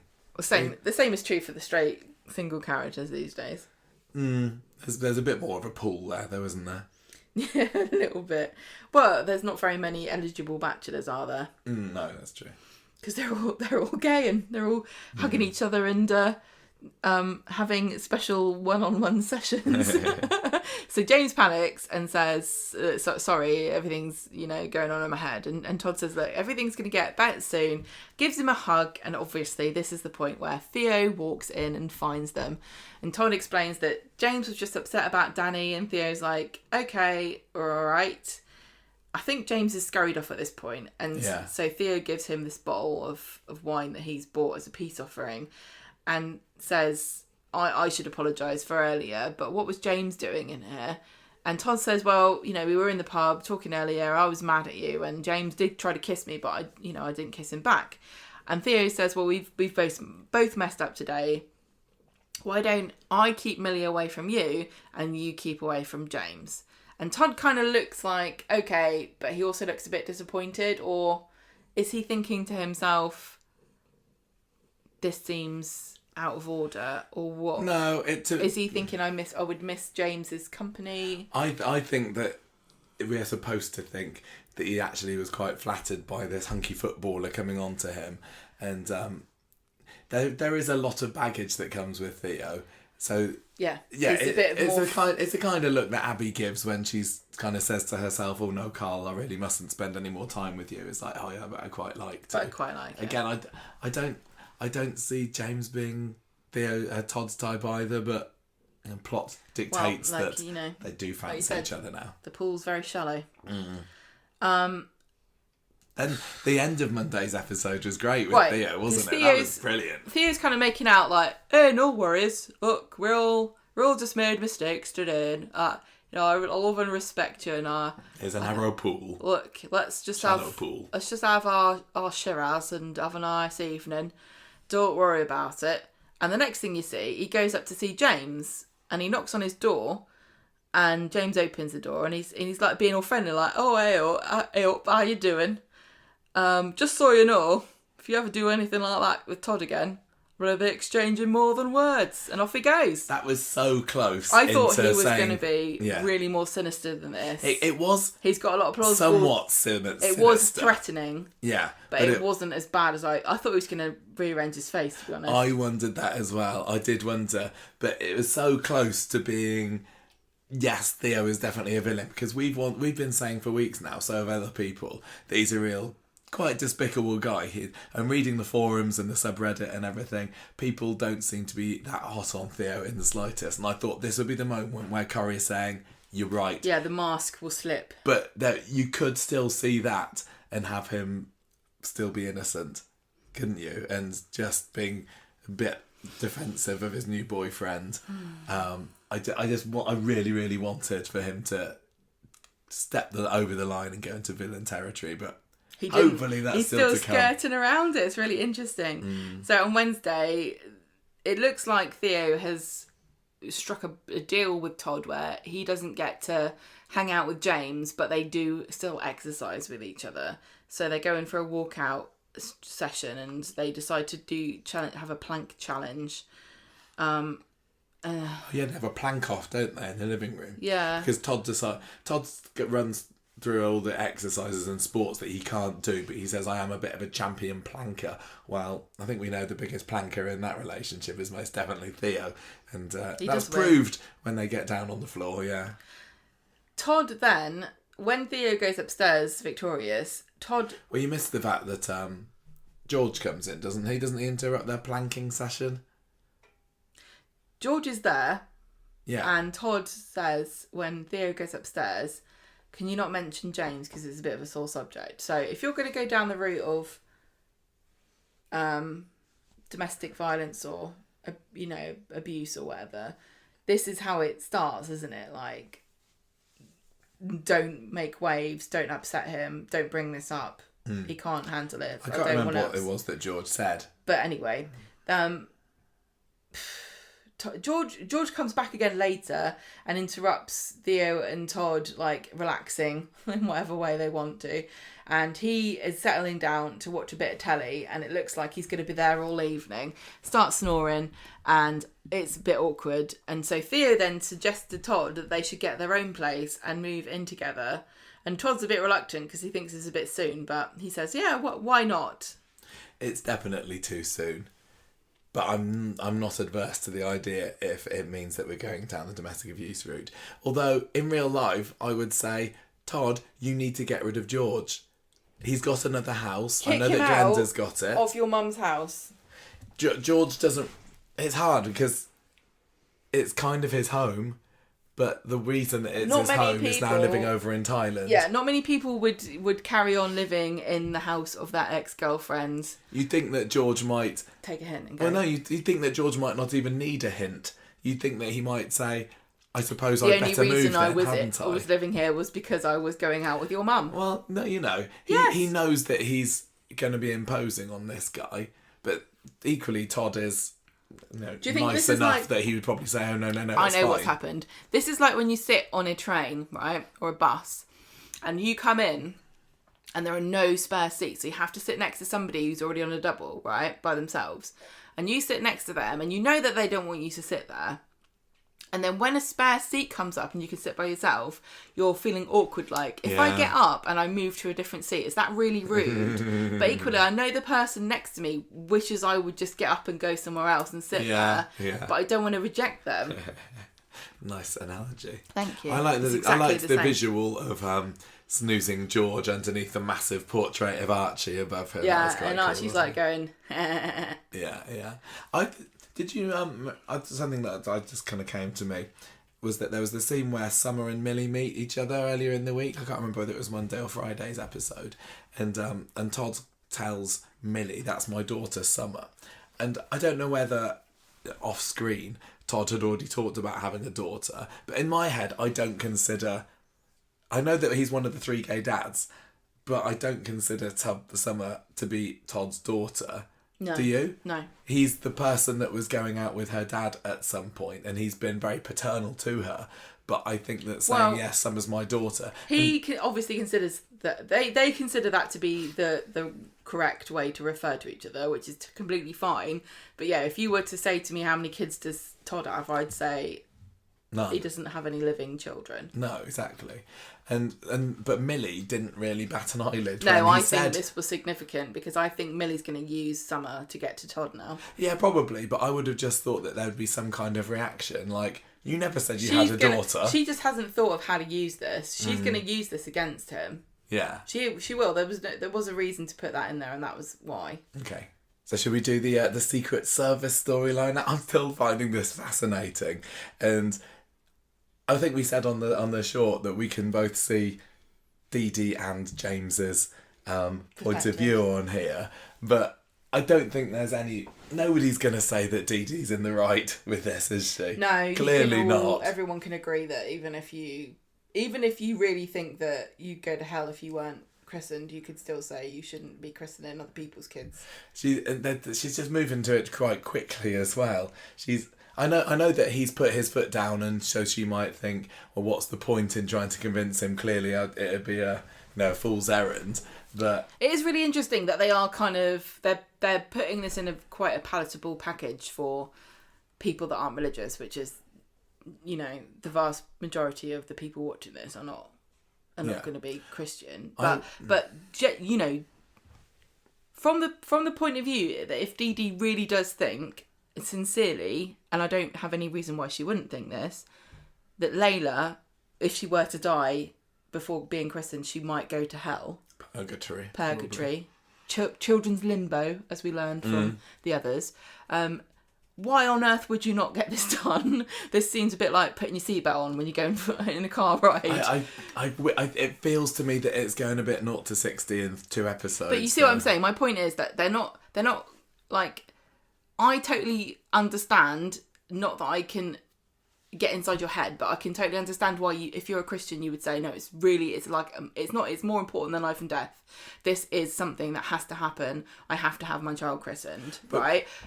But what she's saying in the show, Dee-Dee is saying, is it's a community I'm part of, and I want to welcome her into it because it has been of great comfort to me, and I think that it would be beneficial to her as she grows. That's a completely different argument. I know that both of those are what Dee-Dee thinks, but really the most pressing one is the whole, she has to be christened. Yeah, but not lots of people would christen their children. Yes, it wouldn't necessarily I totally be agree a rush. with you. No, but I'm saying it wouldn't necessarily be a rush. It happens when it happens, and I think even people christen their children whether they're churchgoers or not. Sometimes, less these days, but it still happens. It's just a party. But even churchgoers, I don't know whether it feels like there's a big rush, like we have to do it now, it's urgent, which is why I'd rather see this play out a little bit more like the Ivy and Nick story back in the late 80s, when she was she would gradually introduce Nick to the church to, make him in the football team, make him a choir boy, and it felt like that story then ran on for a bit longer, where it's just like, right, we got to go to the biggest, the sneaky baptism. It feels, it just feels too soon. I'd rather that this had played out over a bit of time, and that she'd been taking him off, pretending that she's going to the Red Rack, but she's actually going to the church. Maybe we even get to see some scenes in the church, and we get to see that Dee-Dee's church and the community there are really lovely people. And then it wouldn't feel so much like, Dee-Dee, what are you doing? Which is where I'm left with at the moment, even though I can understand her point of view. I wonder if they don't want to alienate people by pushing Dee-Dee's perspective more than James's. I don't know. But then equally, I suppose what I was saying before is that the story with Ivy did make her out to be crazy, and I don't think that... But that doesn't matter. But I didn't think that... Well, not crazy isn't the right word. He's just very, very devout. Unreasonably devout. But I don't think they want to make us feel bad about Dee-Dee. But the fact that they are rushing it rather than taking it slowly is kind of giving her a little bit of nut job vibes. How much of a difference would it have made to people's perception of the storyline if there had been a scene where... Imagine if Dee-Dee had... come into a big, a church hall with Laila in her arms, smiling and holding the baby, and a group of people turned around and went, "Oh, look, Dee-Dee, you've brought Laila. This is amazing. Oh, she's gorgeous. Can we see her?" And all gone and fawned and loved on her. And we had seen what it means to Dee-Dee, like, without getting into the spiritual side of what she's into. I would have liked that. It would have made it would have made her perspective easier to understand. But I also think that lots of people, even if you don't believe in religion, can totally understand why somebody finds comfort in it. Would that have been too heavy-handed? I don't know. Maybe they just don't have time for... Maybe they don't have time for that. But... It's a shame they don't want to give it time, but I suppose Dee-Dee did get quite a lot of the spotlight last year. It would have been really lovely if we got to see that. And maybe, James might have been able to see... But I don't think Corrie wants to make out that James is wrong. I don't think there's a right or a wrong here. I don't think we're being asked to say who's right. I know some people will say that. Especially whichever side that they most identify with. It's really interesting because quite often we'll say, oh yeah, it's not obvious who's right or wrong in this. And then people will see people's comments and it's like, well, clearly... Yeah. But no, I suppose that Dee-Dee Dee-Dee wanting to get Laila christened isn't wrong, but Dee-Dee having a secret christening without telling the dad about it is wrong. I agree with you, but I also think to myself, what difference does it make if he doesn't ever find out? And he will find out because it's a soap.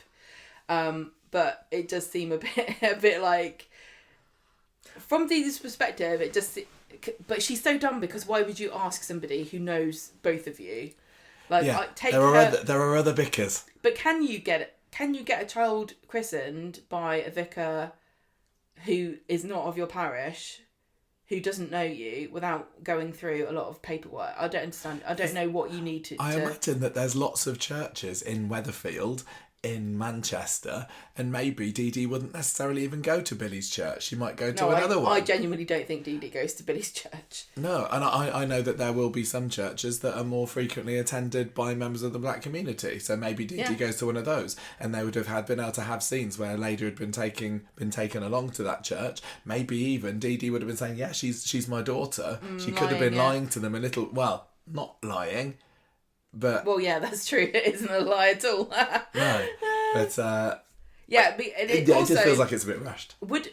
Okay, so I don't know.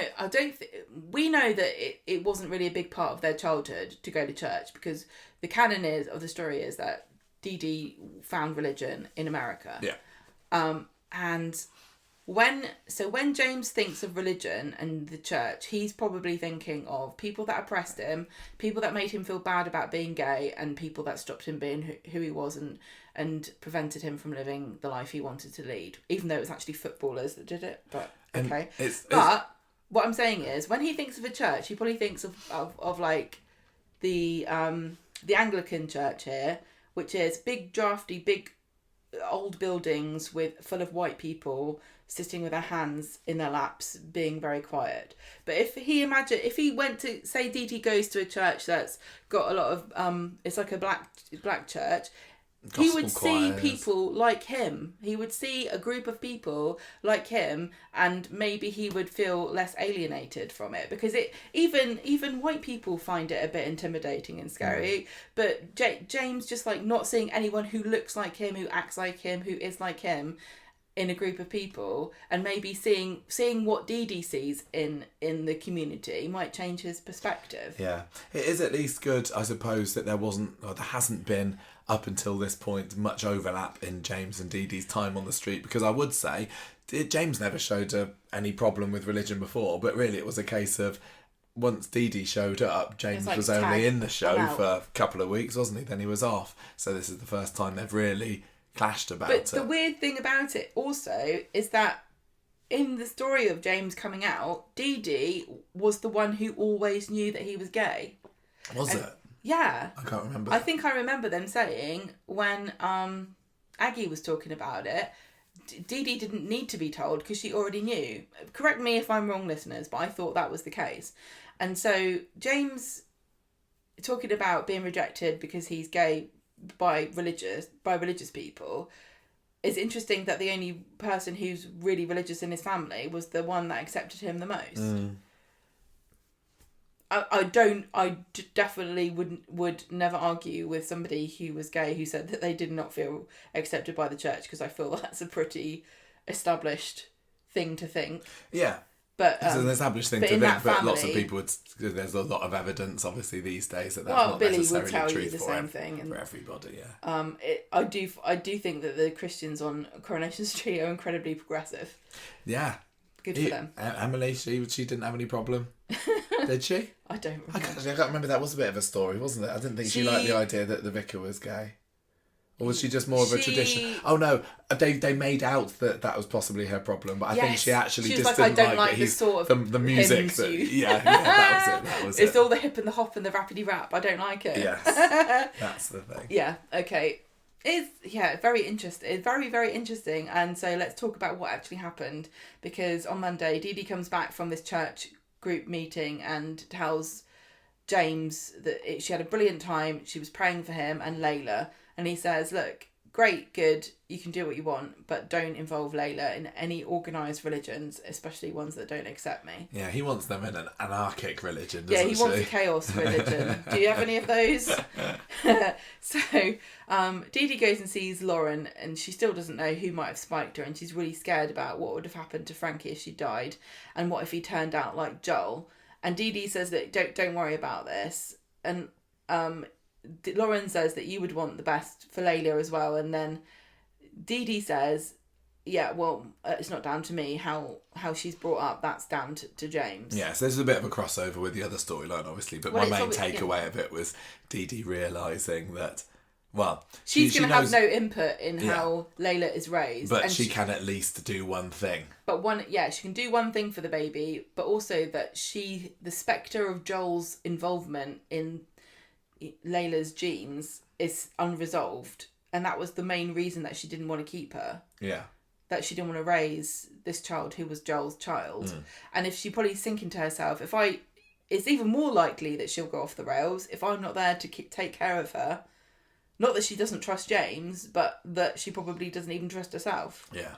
So anyway, Dee-Dee meets up with Billy in the pub and tells him what's going on and asks him if he would christen Laila, and he says, oh yeah, that's lovely, and then he realises that James doesn't know about it and says, I would really feel more comfortable about doing this if James said it was alright. Why didn't he just say no?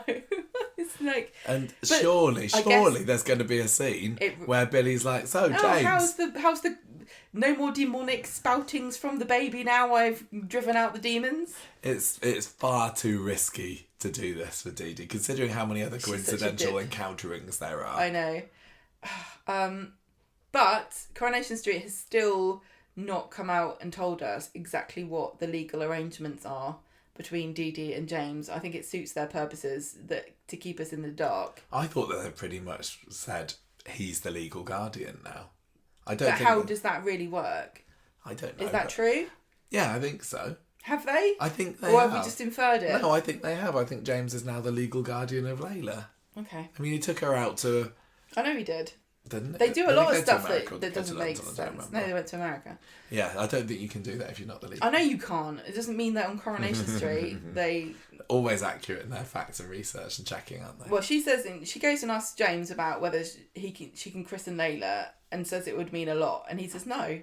Why would a bit of water on her head make any difference as to whether she's a good person or not? I've made my decision up. It's 100% no. Some people might also say at that point, if it's not a big deal, and I think maybe Dee-Dee might even say this, like, if it's no big deal, what's the problem with it? This is exactly the same argument that people have about getting married. I know. It doesn't make any difference. It's just a bit of paper. That argument works for both sides of the thing. Doesn't make any difference. It's just a bit of water. Why don't you do it? It doesn't make any difference. You can't convince somebody who finds the symbolism incredibly powerful and super important, can you? It's not like, but when you get christened, it's not like you get a certificate you can put in your CV, is it? Or like certificate. But you still get a certificate, do you? Where's mine then? Well, it's probably in your baby book. Oh, I don't know. Surely, I would have thought you do. I don't know. I've never christened anyone. Do you think when you die, like, you get to the heavenly gates and they're like, "Where's papers, please?" Yeah, where's your bit of paper? Sorry, you're gonna have to go around the side. Yeah, that's so funny. Just my luck, I wouldn't have it. So, James ends up sharing a drink with Todd in the pub and tells him about what's happened. And he says he's put his foot down, but he just feels a bit guilty about it. This is what then leads into James going back to Todd's house later. Dee-Dee sees Billy in the shop and says, oh yeah, James says it's fine and he wants to get it done as soon as possible. He doesn't want to come, we'll talk about it. Emergency christening, please, Billy. Whoop, whoop, whoop. The demons are circling. Have you seen Omen? Wednesday, James and Dee-Dee have a bit of an awkward talk. And he's like, just to remind you, no christening, but I don't mind if you're part of Laila's life. Then Dee-Dee invites Alia and kind of like, do you want to come to like an undercover She's so christening? kind of shifty and sly about it and beating around the bush about it because she knows that it's not the right thing to do. And Alia realises... I wouldn't invite Alia. If I wanted a secret christening, I'd be full of... Like I said, I'd find another vicar somewhere else and get it done on the sly. Although, I suppose... a christening being a welcoming into your community, it's symbolic to have actual friends and family there. I don't know. What does she want out of this? That's the question. What does she want out of it? A christening, what do you mean? No, because I can totally see why. If you believe in an eternal soul, you would want a christening for a child in case they die, because then they'll get to heaven, right? I can't see the point of forcing a christening onto a child if you don't think about that part of it and you're only caring about community and the rest of it, because they will decide themselves. It's literally, if you're talking about welcoming a child into the family of Christ and you know they're not going to ever go to church again after that point, it's totally pointless. No, I think it is pointless, because it's like the kiss on the forehead from the Glenda the Good Witch, isn't it? I don't know what that means. Oh no, maybe I'm just thinking of Lily Potter, one of the others. The protection. Lily the Potter and Glenda the Good Witch are both definitely, they were in Ravenclaw. Lily kissed Harry on the forehead, and then that saved him from Voldemort for whatever happened. And I think that this is what Dee-Dee's so it doesn't matter if she goes to church ever. No, again. oh yeah, no. So you see what I mean? You're talking about two different things. Sorry, I wasn't listening. You're saying that she wants to invite her into a community, which is what Dee-Dee's been saying. But I'm saying it's literally like having an orientation at work and then never turning up again. What's the point? Why did you come? But she would say that there was a lot of point. But why? Because it's an everlasting spiritual. Yes, that's marker. Different from being in a community. Right. Do you see what I'm saying? Yeah. There are two reasons to christen a child. One is to prevent their damnation. All right, okay. And one is to say, welcome to the church, kid. I still wonder whether there is, down the line, going to be her trying to say, oh, I'll just look after Laila every Sunday if you like. Yeah, but nobody goes, sorry, your kid can't come in. They're not christened. No, I know. But what? Yeah, but I what think I'm she saying, wants the community bit I'm of it saying and that the Coronation christening Street bit of it. is treating it like it's a soul thing, but not admitting that's what it's like, because people wouldn't understand. I don't know. All right, okay, but there's no point saying you're in a community of people if you never turn up to another meeting. So they're in spirit. All right, it doesn't make any sense. Alia's like, don't go behind James's back, and Dee-Dee says Laila will miss out on something fundamental to her life if she doesn't go. And literally, she's not talking about a christening. She's talking about being religious. She wants Laila to be brought up in the church. Mm-hmm. That is a completely different thing from being christened. I'm going to say that the vast majority of children who have grown up to be our age in this country were christened and never went to church again, unless they went to a wedding or a funeral. Yeah. They're not... Are they missing out on something fundamental? Well, the people that christened them at the time might have think that they would have been. But what I'm saying is, we're going to heaven because we got christened. Other people go to church every Sunday. If they didn't get christened, they're going to hell. Do you see what I'm saying? Yeah, no, I get it. So the question that's she's missing out on something fundamental. She could go to church every Sunday and she would get more out of it than she would do if she got christened in secret. Do you see what I'm saying? Yes, for sure. If Dee-Dee thinks that she's doing anything for Laila in a fundamental community way to enrich her spiritual life, she's kidding herself, because she is not going to be there to take Laila to church every Sunday to follow up.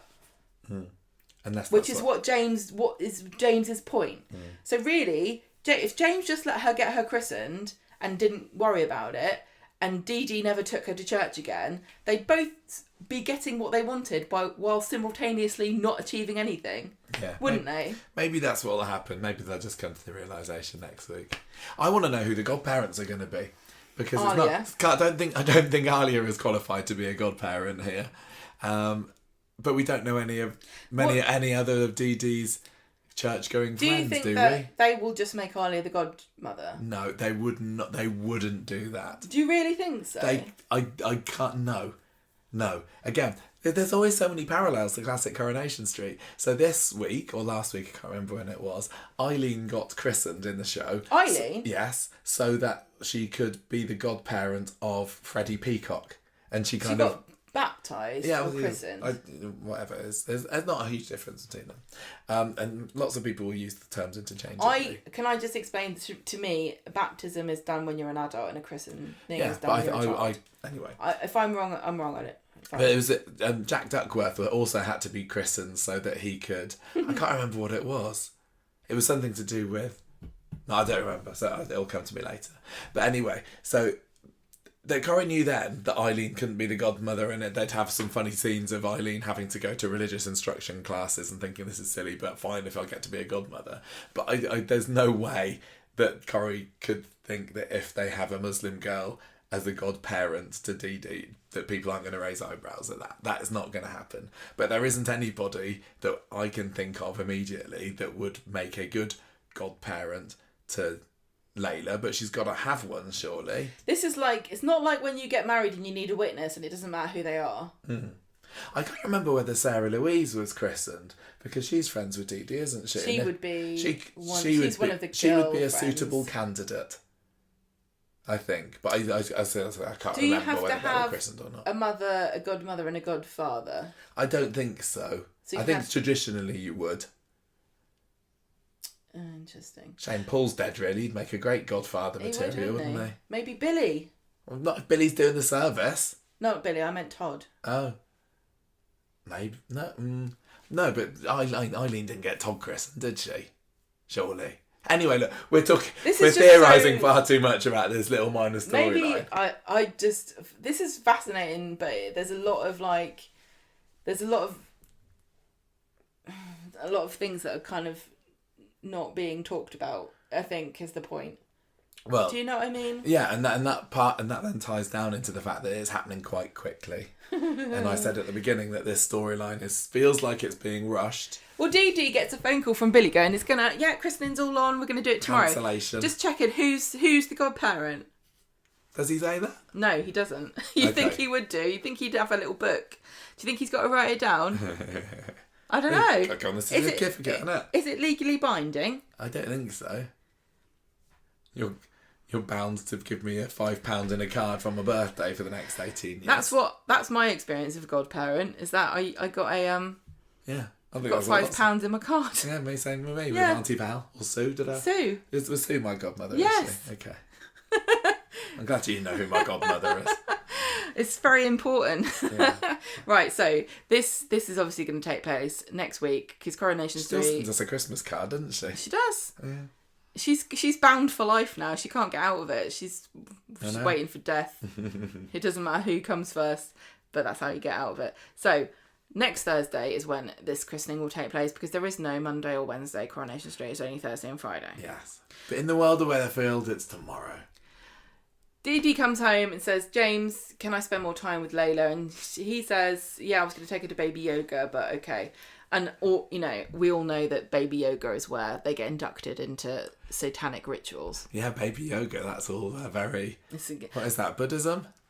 It's definitely against God. Did Jesus do yoga? No. Would he? No.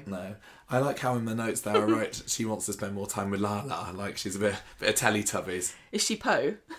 Maybe. Tinky Winky. What's the other one called? Dipsy. Dipsy or Tipsy? Dipsy. Oh, that reminds me, we went to the cinema at the weekend, didn't we? And we watched 28 Years Later, because that had a Teletubbies reference at the beginning of it, didn't it? Yeah. Won't say any more about that. No. Also in the past week, I forgot to mention I did have a birthday haircut, didn't I? Oh my God. And there's a story there, because I got home and Gemma says that's the worst haircut I've ever had. Do you want to elaborate? Oh my God. I'm not giving you a cough, am I? I think it's coming on, to be honest with you. And this is not helping. I am always very positive, and I big you up because you're my husband, and I want you to be confident and happy, and you're handsome, and I want you to know, because we're all too hard on ourselves. But I also am honest because I know you don't take it personally, so I wouldn't do this if it upset you, would I? No. But because you don't have an ego, you're not very vain. No, not really. You don't kind of link your self-worth to your appearance. No. So I would never do anything to undermine your confidence. So when you came home, I felt very free to tell you that you did look awful and the worst I've ever seen your hair. They just left my fringe like really long. They left it really long, and you look like Friar Tuck, but without the bald patch. Yeah. It was the worst. I couldn't even look at you because it made me sad because you looked terrible. And my birthday week as well. And you kept going, what am I going to do? What am I going to do? And I was like, I don't know. Go back and tell them. And you wouldn't go back. And so you got your scissors, and then you made it shorter, and you looked even more. No, you did it first. Well, you said to me, no. You said do it, and I said I can't. And then you made me do it, and I started doing it. I went, I've made it worse. Through and said, I've made it worse. I can't. As he freaked out, so then I had to go and stand in front of a mirror and trim my own fringe with a different pair of scissors. And you still said it looked bad, but it looks good now. I think it looks better. Now. It's grown out a little bit in the week. Oh my god, it was the worst. It was the worst. Yeah. Anyway. Just a little diversion there about a peek into our lives. We had a tiny bit of the Steve and Cassie story on Monday's episode, didn't we?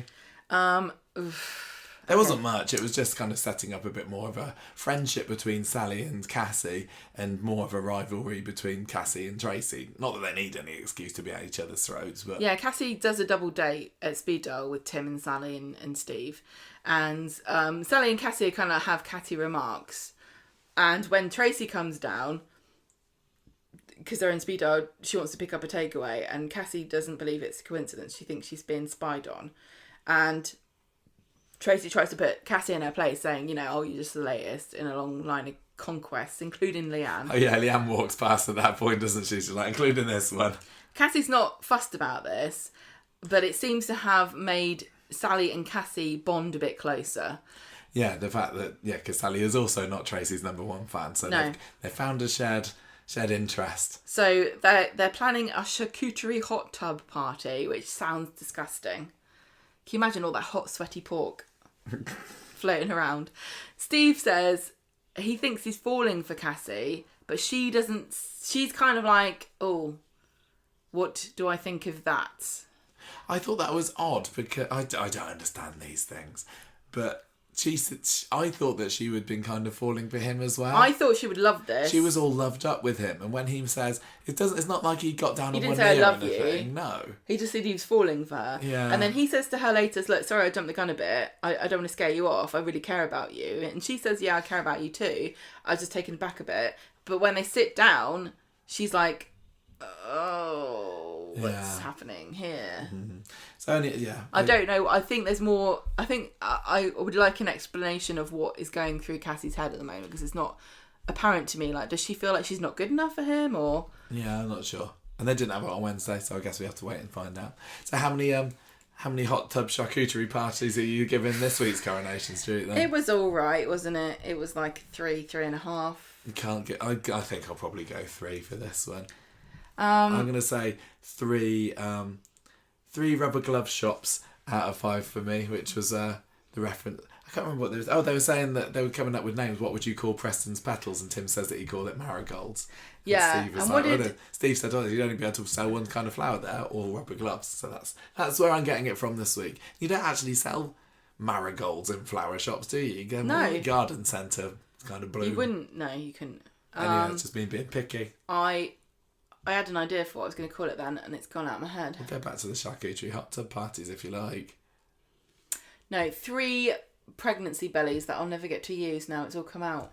Yeah, that's going to come in. It's probably already been delivered at this point, hasn't it? She's probably on Prime. Do you think they're like, sorry, no, we can't cancel your order of a pregnant belly, because we get this all the time where people get rumbled before we even deliver.